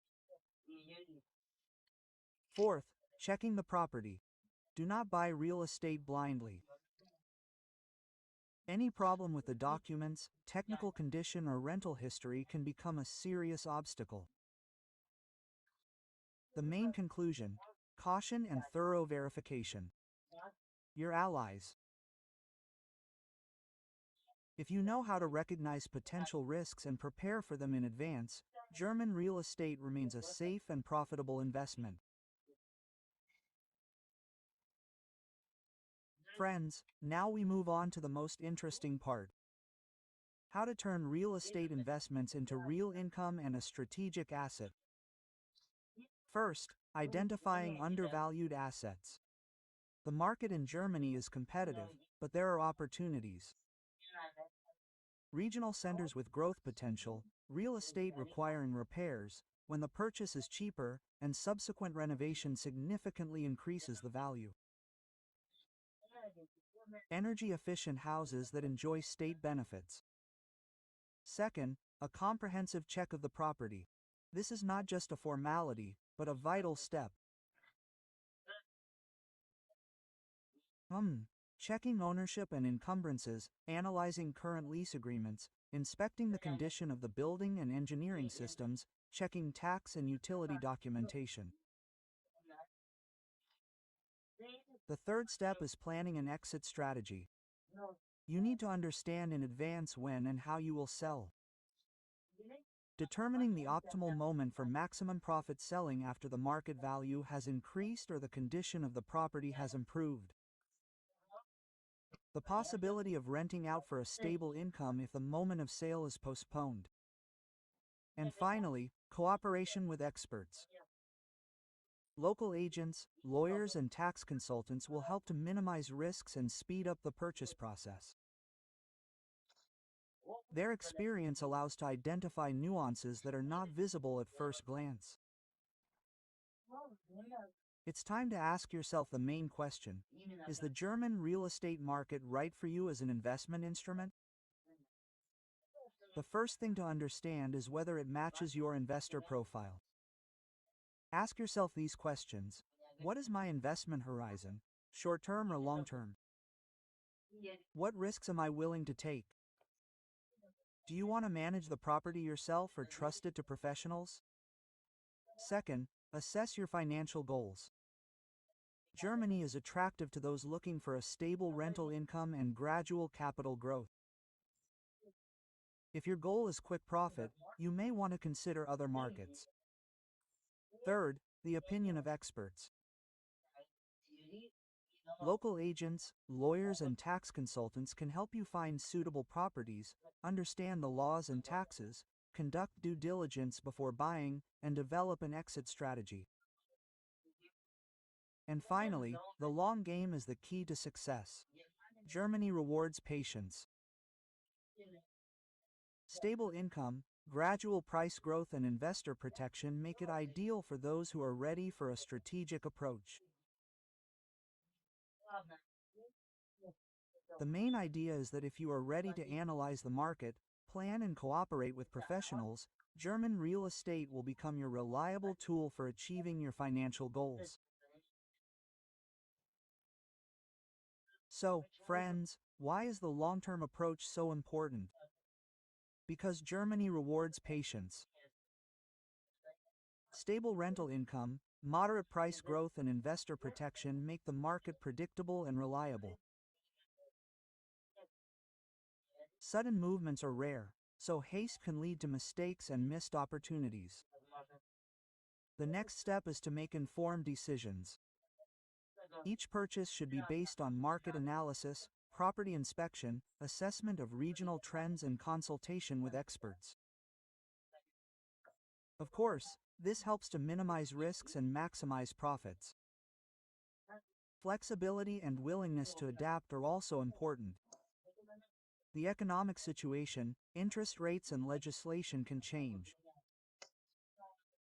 But a pre-prepared strategy will help you act confidently and not impulsively. Success in the German real estate market does not happen overnight. It requires knowledge, patience, and planning. But these are the qualities that turn a real estate investment into a reliable asset that works for you for many years. If I was interesting and useful for you in this video today, be sure to like me, subscribe to the channel, and, of course, write comments and share my videos on social networks. I wish you all the best. We will see each other next time. Bye-bye. Hello, my dear friends. My name is Masha, and welcome to my channel. Tell me honestly, have you ever been overwhelmed by an avalanche of letters from German departments, so much so that you just wanted to put everything in a folder for later and hide it under the bed? Yes, I'm talking about those envelopes with strict fonts that come almost every week. When I first arrived in Germany, I had the feeling that I was playing a survive quest among papers. In German, with a bunch of incomprehensible abbreviations and deadlines, which, of course, no one warns about in advance. And you know what's the funniest thing? At first, I was really tearing my hair out in despair. I just sat in front of these forms and thought, well, that's it, Germany has won, I give up. And now pay attention, what if I tell you that German bureaucracy is a huge puzzle? Yes, complex, but absolutely solvable. It has its own rules, its own tricks, and even its own secret cheat codes that make life much easier. And in this video I want to share with you not only advice, but also personal life hacks that I have tested on my own skin. Now, letters from a drop center or Krankenkasse do not make me panic, and sometimes even make me smile slightly. Have you ever held a German document in your hands and thought, is this really a letter to a person, or did they accidentally send me an assignment for a lawyer? If so, then this video is just for you. Today we will look beyond the bureaucracy together, and I will show that everything is not so scary if you know a few tricks. So, friends, you already understood that German bureaucracy is not the end of the world, but just a new game with rules. But to go through its levels without losses, you need tools. I am sharing my proven finds. Tip number 1. Folder system. When I was just starting out, all the papers were lying around in one drawer. The result is panic and lost nerves. Then I discovered German magic. Folders with dividers, those same thick folders that every German has on the shelf. Get a separate folder for backup, a separate one for renting an apartment, and so on. And believe me, the feeling of control returns instantly. Tip number 2. A photo is better than a memory. I now immediately photograph every important document and save it to the cloud. Imagine you are going to meet someone, but the paper is left at home. Awkward, right? But your phone is always with you, and it is your digital safe. Very convenient. Use it. Tip number 3. It is better to use online translators some. Google Translate is good, but German officials love a special official language. Therefore, my advice: first, a rough translation online, and then clarify with friends or in special groups for migrants, or GPT chat is very good at this. I also know that many newcomers associate Germany with scary calls to the Amt. Do not be afraid, call. This is my 4th piece of advice. German is not up to par yet. Accent, fear, misunderstanding. It sounds familiar, but believe me, most employees are still willing to explain things more simply if they see that you are trying. And if you are not sure, write down your questions in advance and call using a cheat sheet. There are many organizations in Germany that help migrants sort out paperwork absolutely free of charge. For example, Carry ITs. Remember this name, they will not only translate your letter for you, but also tell you how to answer it correctly. And now a question for you. Are you more afraid of calling German departments or filling out an endless forms? Be sure to write your opinion in the comments. It will be very interesting to read. Now let's be honest. Most of the stress from German papers is not the papers themselves, but our internal state. Have you ever noticed that the longer you put off an envelope with a letter, the more afraid you are to open it? This is the fear trap. Try to stop perceiving the document as a threat. It is just a piece of paper with information. She will not attack you and does not wish you harm. Tell yourself, this is a task that I can solve step by step. Such a small inner attitude works wonders. The German form is 5 pages. No need to heroically sit down and fill everything in at once. Do 1 section per day.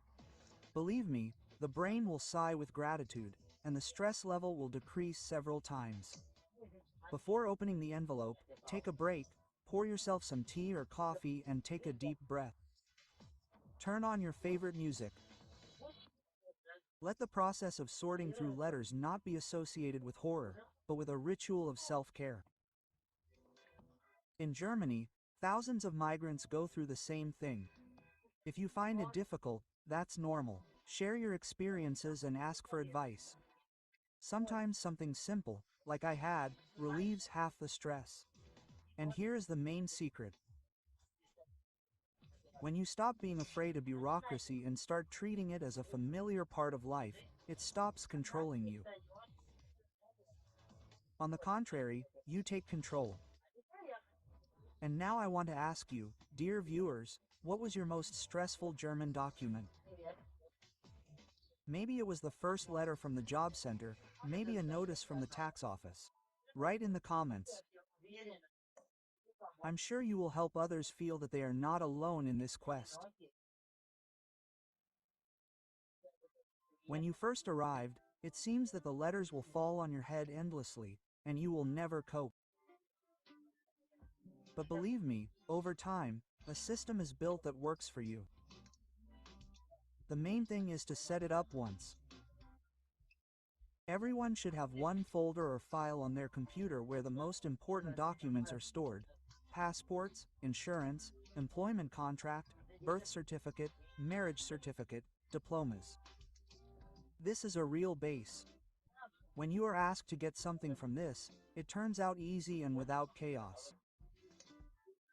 In Germany, they are increasingly switching to emails and online accounts.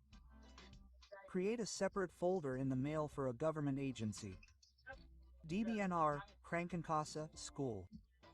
Keep everything in one place. Then even in a year you will find the right letter in seconds. Germans love deadlines up to the 15th.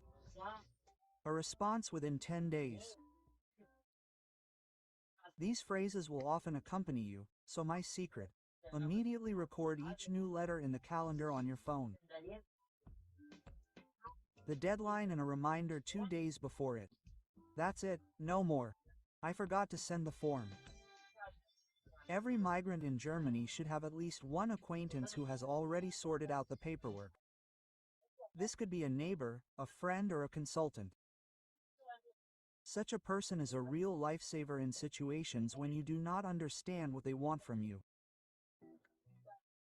Each new document is like another step towards integration.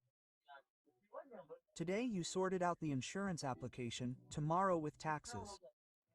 And at some point you will understand, oh, I am not afraid of these papers anymore. I know how to do it. Quote, bureaucracy in Germany is not an enemy, but a tool. It is clear, sometimes too meticulous, but if you build a system, it works for you. So next time a new letter drops into your inbox, don't be scared, open it with a thought. Another level of the game that I can beat. And now I want to pass the floor to you. What are your favorite life hacks against the paper chaos in Germany? Maybe you have your own tricks that I haven't told you about? Share them in the comments. Together we will definitely conquer this paper maze. Thank you all so much for being with me today. Be sure to subscribe to my channel and share my videos with your friends. Bye, yeah. Friends, hello to all. Welcome to my channel. My name is Masha. Let's talk today about the problems that exist in our wonderful Germany. When people are going to move to Germany, they imagine it as a country of order, stability, and comfort. And this is true. Here, many things work like clockwork.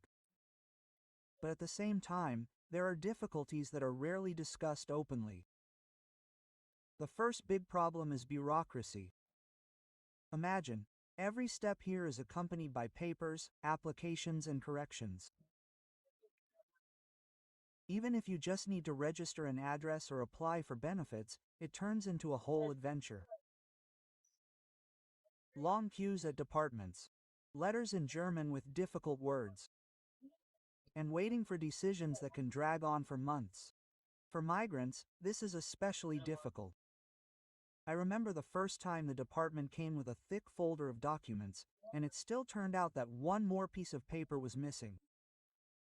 The feeling of helplessness at such moments is familiar to many people. Germans joke, if you don't have letters from the AMTA, then you don't live in Germany anymore. And there is some truth in this. But it is through such difficulties that we learn patience, resilience, and how to be a more organized person. The second big problem in Germany is housing. Many people think, you went, rented an apartment and live peacefully, but the reality is completely different. Firstly, the prices, even a small one-room apartment in a big city can cost more than half of your salary. And if we talk about cities like Munich, Frankfurt, or Hamburg, the rent there is simply sky high. Secondly, the competition. 100 people can respond to one ad on the internet. Imagine, you come to view, and there is already a queue of 20 families. And everyone has folders with documents, income certificates, bank statements, recommendations, and proof of creditworthiness in their hands. Sometimes it looks more like an interview, a job, than looking for an apartment. For migrants, the situation is even more difficult. Without a stable income, without perfect knowledge of German, and without a good credit history, it is almost impossible to win this race. Many are forced to live in dormitories or share an apartment with strangers. And the most interesting thing is that even if you are already renting a place, you never know whether the rent will be raised or whether the landlord will decide to sell it. This constant feeling of uncertainty puts psychological pressure on us. But on the other hand, such difficulties make us stronger. We learn to value our space and treat life not just as walls, but as a place that we create ourselves with comfort, warmth, and love. The third big problem in Germany is finding a job. Many people think that since Germany is the economic center of Europe, it is easy to find a job. But in practice, everything is much more complicated. Firstly, the German language. Even if you have an excellent education and work experience, without German, the doors of many companies remain, unfortunately, closed. English helps only in international companies and then more often in large cities. Secondly, the recognition of diplomas and qualifications. Even if you studied for 10 years in another country, your documents may not be accepted here. Often you have to go through long confirmation procedures or even complete your studies again. This means time, money, and a lot of effort. Thirdly, the labor market is very competitive. There may be many candidates for one position, sometimes dozens. Germans submit perfectly formatted resumes and motivation letters, so migrants have to spend twice as much effort to look equal. Many newcomers here start with simple work, for example, warehouses, cleaning, or mini jobs. It is very difficult mentally, especially if at home you had a good status, profession, respect, but here you have to start from scratch. And, of course, there is the problem of contracts. Employers often give temporary contracts at first to check. Only after years can you get stability. But there is a bright side. Germany values hard work. If a person is persistent, ready to learn and develop, then over time you can find a decent place and build a career. The fourth problem in Germany is the healthcare system. At first glance, everything looks great. Insurance covers almost everything. Doctors have qualified equipment and modern technology, but once you face reality, surprises begin. The main difficulty is waiting. Sometimes you have to wait months to see a specialist. Even if you have an acute problem, you can get an appointment in 3 months, and until then they suggest you wait or go to the emergency room. This is something like an ambulance at hospitals. The second language barrier. Explaining your symptoms to a doctor in German can be difficult. Medical terms are a separate world. And even those who speak the language well feel confused. Often you have to take a translator or ask your children to help, which is also emotionally difficult. The third system of insurance companies. It seems like everything is paid for, but it turns out that some things are not included. Insurance. For example, some medications or dental services are expensive. And if you want high-quality fillings or crowns, get your wallet ready. And one more problem: relationships between doctors. Medicine in Germany is very formal. The doctor looks at the computer, quickly asks questions and writes out a prescription. For those who are used to a more humane approach in their country, this may be a disappointment. However, there are advantages. If it is a serious matter, then the help here is very, very high quality. But minor illnesses are taken calmly here. Temperature, drink tea, your back hurts, do gymnastics. And sometimes this really teaches us to be more patient and take more care of our health on our own. The fifth problem in Germany: loneliness and social isolation. When a person comes here for the first time, of course, everything is new and interesting. New streets, culture, rules. But over time, there comes a time when you understand that there are almost no friends nearby. Germans are polite, but they need time to let someone closer. They are not used to communicating with such open warmth, as, for example, in Slavic countries. You can greet your neighbors for years, but still not get an invitation for a cup of coffee. For migrants, this turns into a test. There is no familiar social circle, old friends are far away, and new connections are difficult. Even the language plays a role. You seem to understand what is being said to you, but you cannot express emotions as you would like, which means that deep conversations do not happen. As a result, many migrants complain about a feeling of emptiness. It seems that you have absolutely everything: a roof over your head, food, safety, but you lack live human communication. On the other hand, this pushes us to look for new paths, learn the language, go to courses, find friends among the same migrants. Many discover clubs, cultural centers, even social networks help you feel less lonely. But the truth is that the life of a migrant in Germany is often associated with silence and an internal struggle with loneliness. And only those who have gone through this understand how important it is to find at least one person with whom you can share joy or sadness. The sixth problem in Germany is the weather. Here, the picture we are used to seeing in films is rarely there. Sunny days, blue skies, warmth. Real Germany is gray skies, rain and wind. It is especially hard in autumn and winter. The sun appears for a couple of hours, and then the clouds return. Daylight hours are short. You wake up in the dark, go home, and it is dark again. For many people, this even causes seasonal depression. You wake up and feel tired, although you seem to have slept well. Rain is a separate story. Sometimes it seems like it has been raining for weeks. Things take a long time to dry, your mood drops, and an umbrella becomes the main accessory. And yes, you also need to get used to the wind. It can blow away even the strongest umbrella. Summer in Germany is unpredictable. One day the heat is under 30, and the next day it is plus 15 again and raining. Planning a vacation or a walk becomes a whole quest.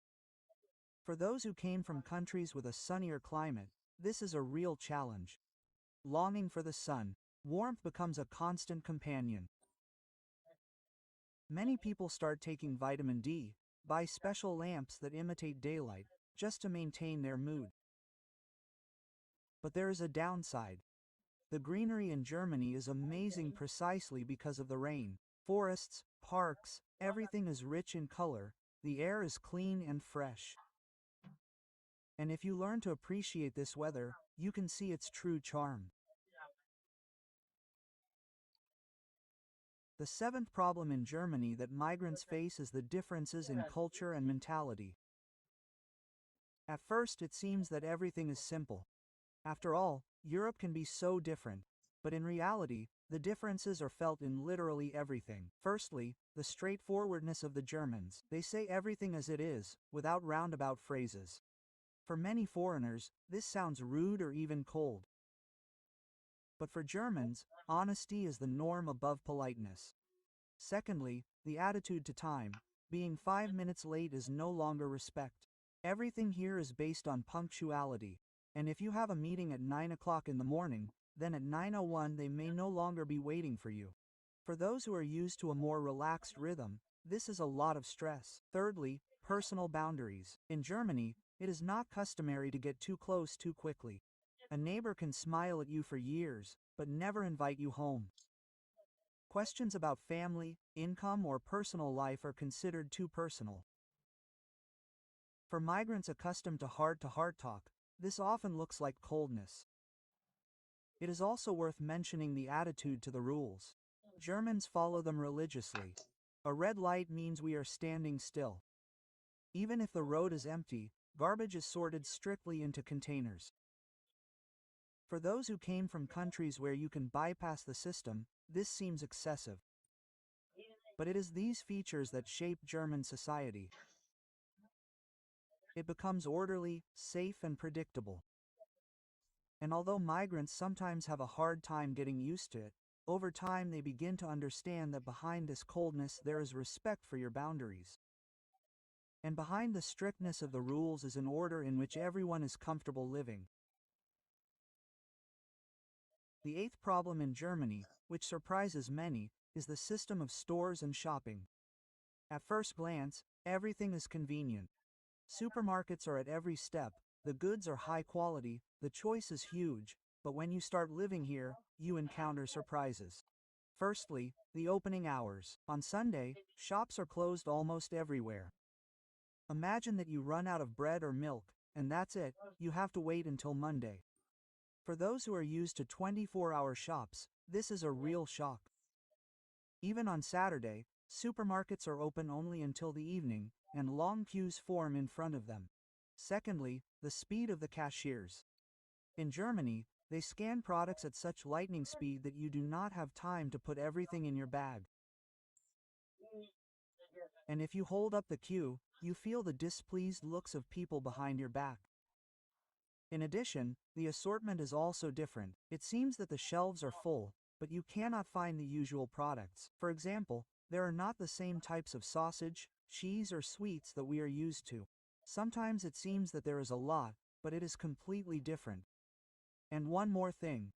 Plastic bags are paid. The attitude to ecology is very developed here. And if you forget your bag at home, you will have to buy a new one. Over time, you get used to going to the store with your shoppers, but at first it causes irritation.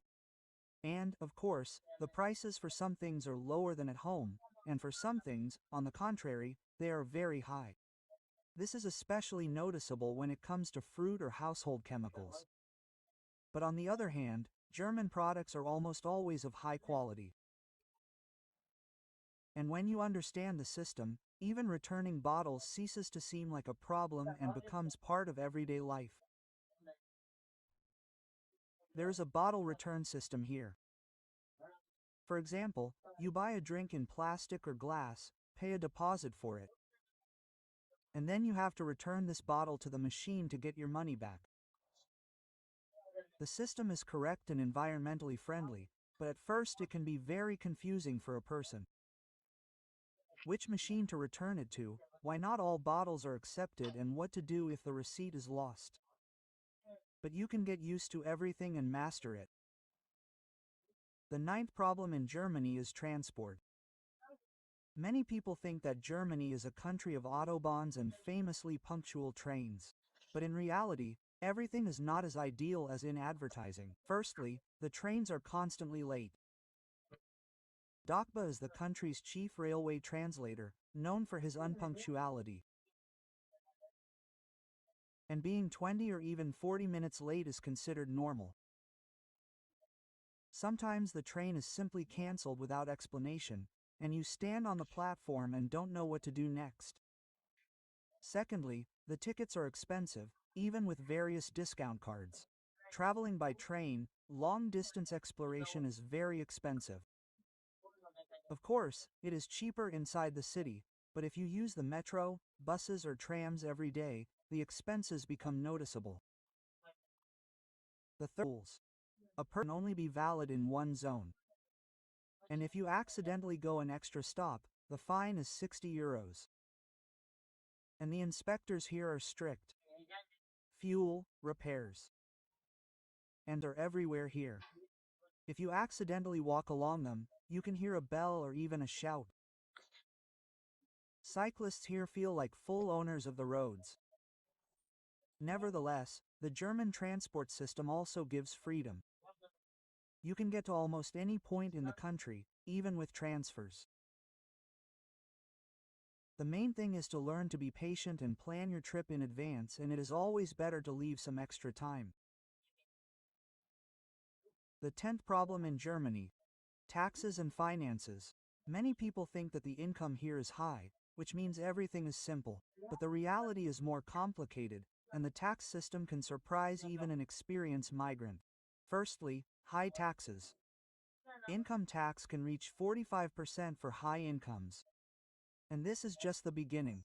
Social contributions, insurance, pension contributions, everything is calculated automatically. And in the first months, salaries sometimes seem like silk. Secondly, the system of tax classes. In Germany, there are 6 of them, and depending on your marriage, the number of children, and your spouse's job, your tax rate changes. It's very difficult to figure this all out without an accountant. Incorrect registration can cost 1,000 euros. The third problem is taxes on goods and services. They are included in the price, but it's hard to get used to at first, especially when you compare them with what you're used to at home. Here, you can't always see exactly how much you pay to the state. Fourth, financial discipline. Germany is a country of contracts and strict rules. Any delay in paying for utilities, insurance, or a loan leads to fines and penalties. Even small mistakes can turn into large debts. And fifth, registration of accounts and banks. To open an account, you need a passport, registration at the place of residence, and sometimes proof of income. Without this, it is difficult to pay rent, receive a salary, or use a card. But there are also advantages. The system is transparent, and the state guarantees social benefits, pensions, and medical care. If you understand the rules, life in Germany becomes safe and predictable. Life in Germany is not only new opportunities, but also psychological challenges. A migrant faces many difficulties: bureaucracy, high prices, language barrier, loneliness, cultural differences. All this accumulates and sometimes weighs more heavily than it seems at first glance. Often there is a feeling of fatigue, anxiety, loneliness. It seems that there is a safe place to live, a job, a school for children, but inside there is emptiness. It is especially difficult for those who came with their families. But there is a bright side. These challenges make us stronger, more patient, and more flexible. We learn to plan, appreciate simple joys, notice the little things that used to seem ordinary. It is important to find support from friends, social clubs, psychological consultations, and online communities. Even a little communication helps you feel part of life. And most importantly, love the adaptation process. Yes, Germany makes high demands, but it also gives opportunities. And if you overcome difficulties step by step, over time, life becomes calm, safe, and predictable. The life of a migrant in Germany is difficult, but every day you live makes you stronger and teaches to appreciate real moments of happiness. Thank you all for being with me today. I wish you all a wonderful mood. Bye-bye. So, the first myth is enough to simply show income. When people start researching the digital nomad visa in Germany, they often hear, well, show that you have an income, and everything will be fine. It sounds simple, but in practice, everything is far from true. German officials want to see stable contracts and long-term agreements with clients. A simple bank statement is not enough proof for them. Imagine you bring your documents, you are sure that everything is done correctly, and they politely answer you. Sorry, but we cannot accept this evidence. Where are the official contracts and where are the guarantees that your income will be stable?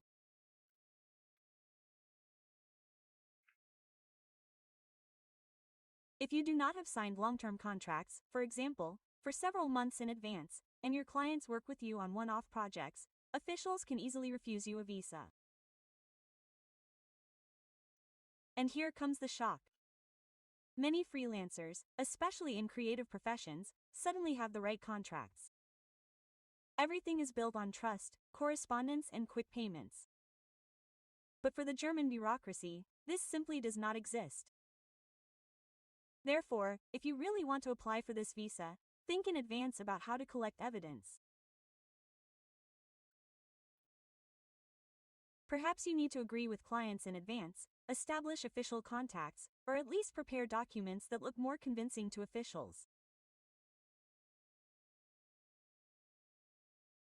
Many are absolutely sure why learn German. Germany is an international country. And everyone here speaks English. And yes, in cafes or in tourist places you will definitely be understood. But as soon as you cross the threshold of the migration service, everything changes. Most forms, documents, and even departmental explanations are in German. And if you do not understand at least basic words, the process turns into real stress. Imagine you are sitting in front of an official, he speaks quickly in German, and you only catch individual words. As a result, you do not understand what they want from you, and sometimes this decides the outcome of your application. Even if your income and contracts are in order, an incorrectly filled out form or misunderstanding can delay the process for a month, and in the worst case, lead to a refusal.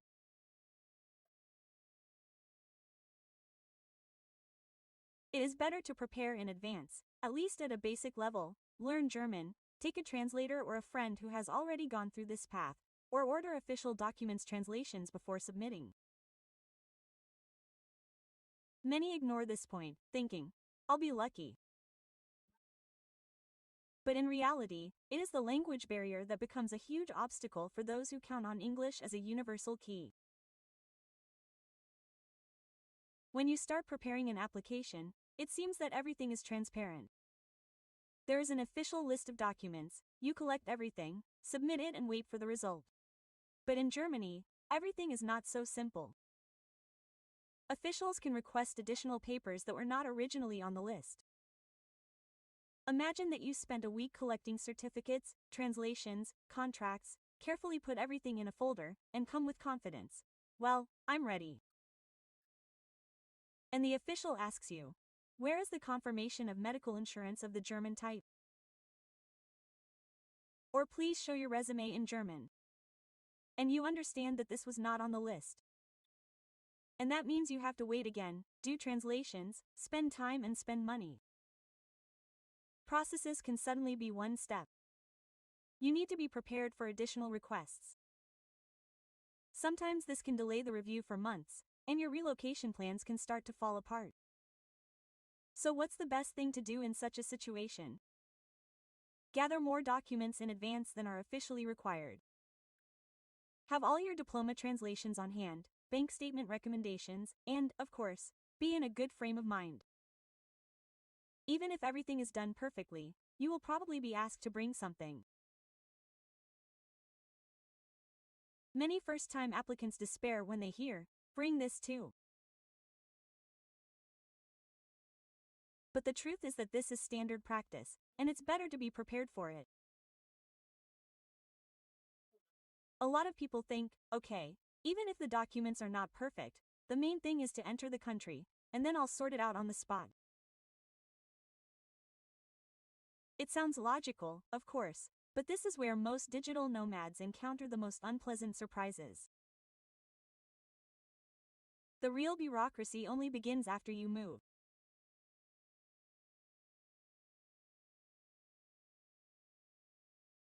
Even if you have found temporary housing and are enjoying the new streets, suddenly you realize that for further steps you must register at your place of residence, open a German bank account, get health insurance and bring all these documents to the foreigner's office again.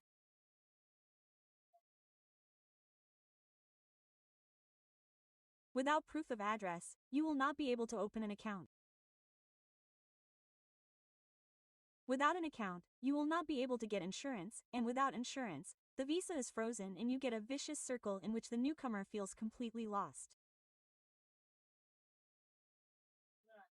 It is better to know all the stages in advance and understand in what sequence to move. Find housing where they are ready to officially register you as a tenant. Prepare all the documents for submission before moving, so as not to run around the authorities in a panic. Many people think, oh, I'm already in Germany, which means half the way is done. In fact, it is from this moment that the marathon of offices begins, and it is this that becomes, so to speak, the most stressful stage. And many people think, I am a good designer, a good programmer or copywriter or marketer. I have clients and income. Germany is interested in specialists, so they will issue a visa without any problems. Quote, but the reality is completely different. Officials are not interested in your skills, but only in papers that confirm this. Even if you bring a portfolio with cool projects for international companies, you are proud of your career, but the department will not even look at this. Instead, they will ask where all your official contacts are, where are the translations of diplomas, and whether you have letters, recommendations from clients. Even if you are a sought-after specialist on the world market, for the German bureaucracy you will simply declare with a folder of documents. If something is missing in this folder, no talent will save you. Be sure to prepare a resume in German format. Collect letters from clients where they confirm cooperation with you, and translate diplomas and certificates into German. The most common mistake is to hope that success speaks for itself. In Germany, success is not proven by words or results, but by stamps and certificates. When you finally submit your documents, you feel a sense of relief. Well, now all that's left is to wait a couple of weeks. But this is where the most unpleasant surprise awaits many. The review of a digital nomad visa in Germany can drag on for months, sometimes 6 months or even longer.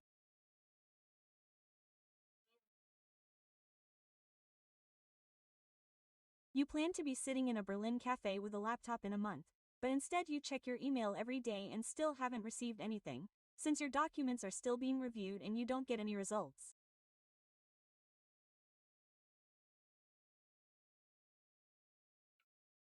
Officials really work very slowly, and each applicant takes a lot of time.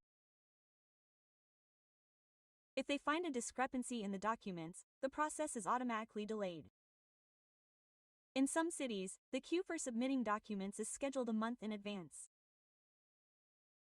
Don't make rigid plans for the coming months. Be sure to have a financial cushion for the waiting time. Keep an eye on the visa deadlines so as not to end up in the country illegally. Many give up at this stage. Waiting is exhausting, both mentally and financially. But you need to understand that in Germany, bureaucracy is always slow, and there is absolutely no point in being nervous here. At first glance, of course, it seems that having received a digital nomad visa, you get absolute freedom. Travel, work wherever you want and enjoy Europe. But Germany sees it completely differently. A visa is a strict framework and control. You think that you can live as a nomad in Berlin, then in Munich, or even throughout Europe. But in fact, you are required to be registered at a specific address, pay taxes in Germany, have German health insurance, and regularly confirm your income. Germany does not consider a digital nomad as a free traveler. For them, you are a resident who must live by German rules.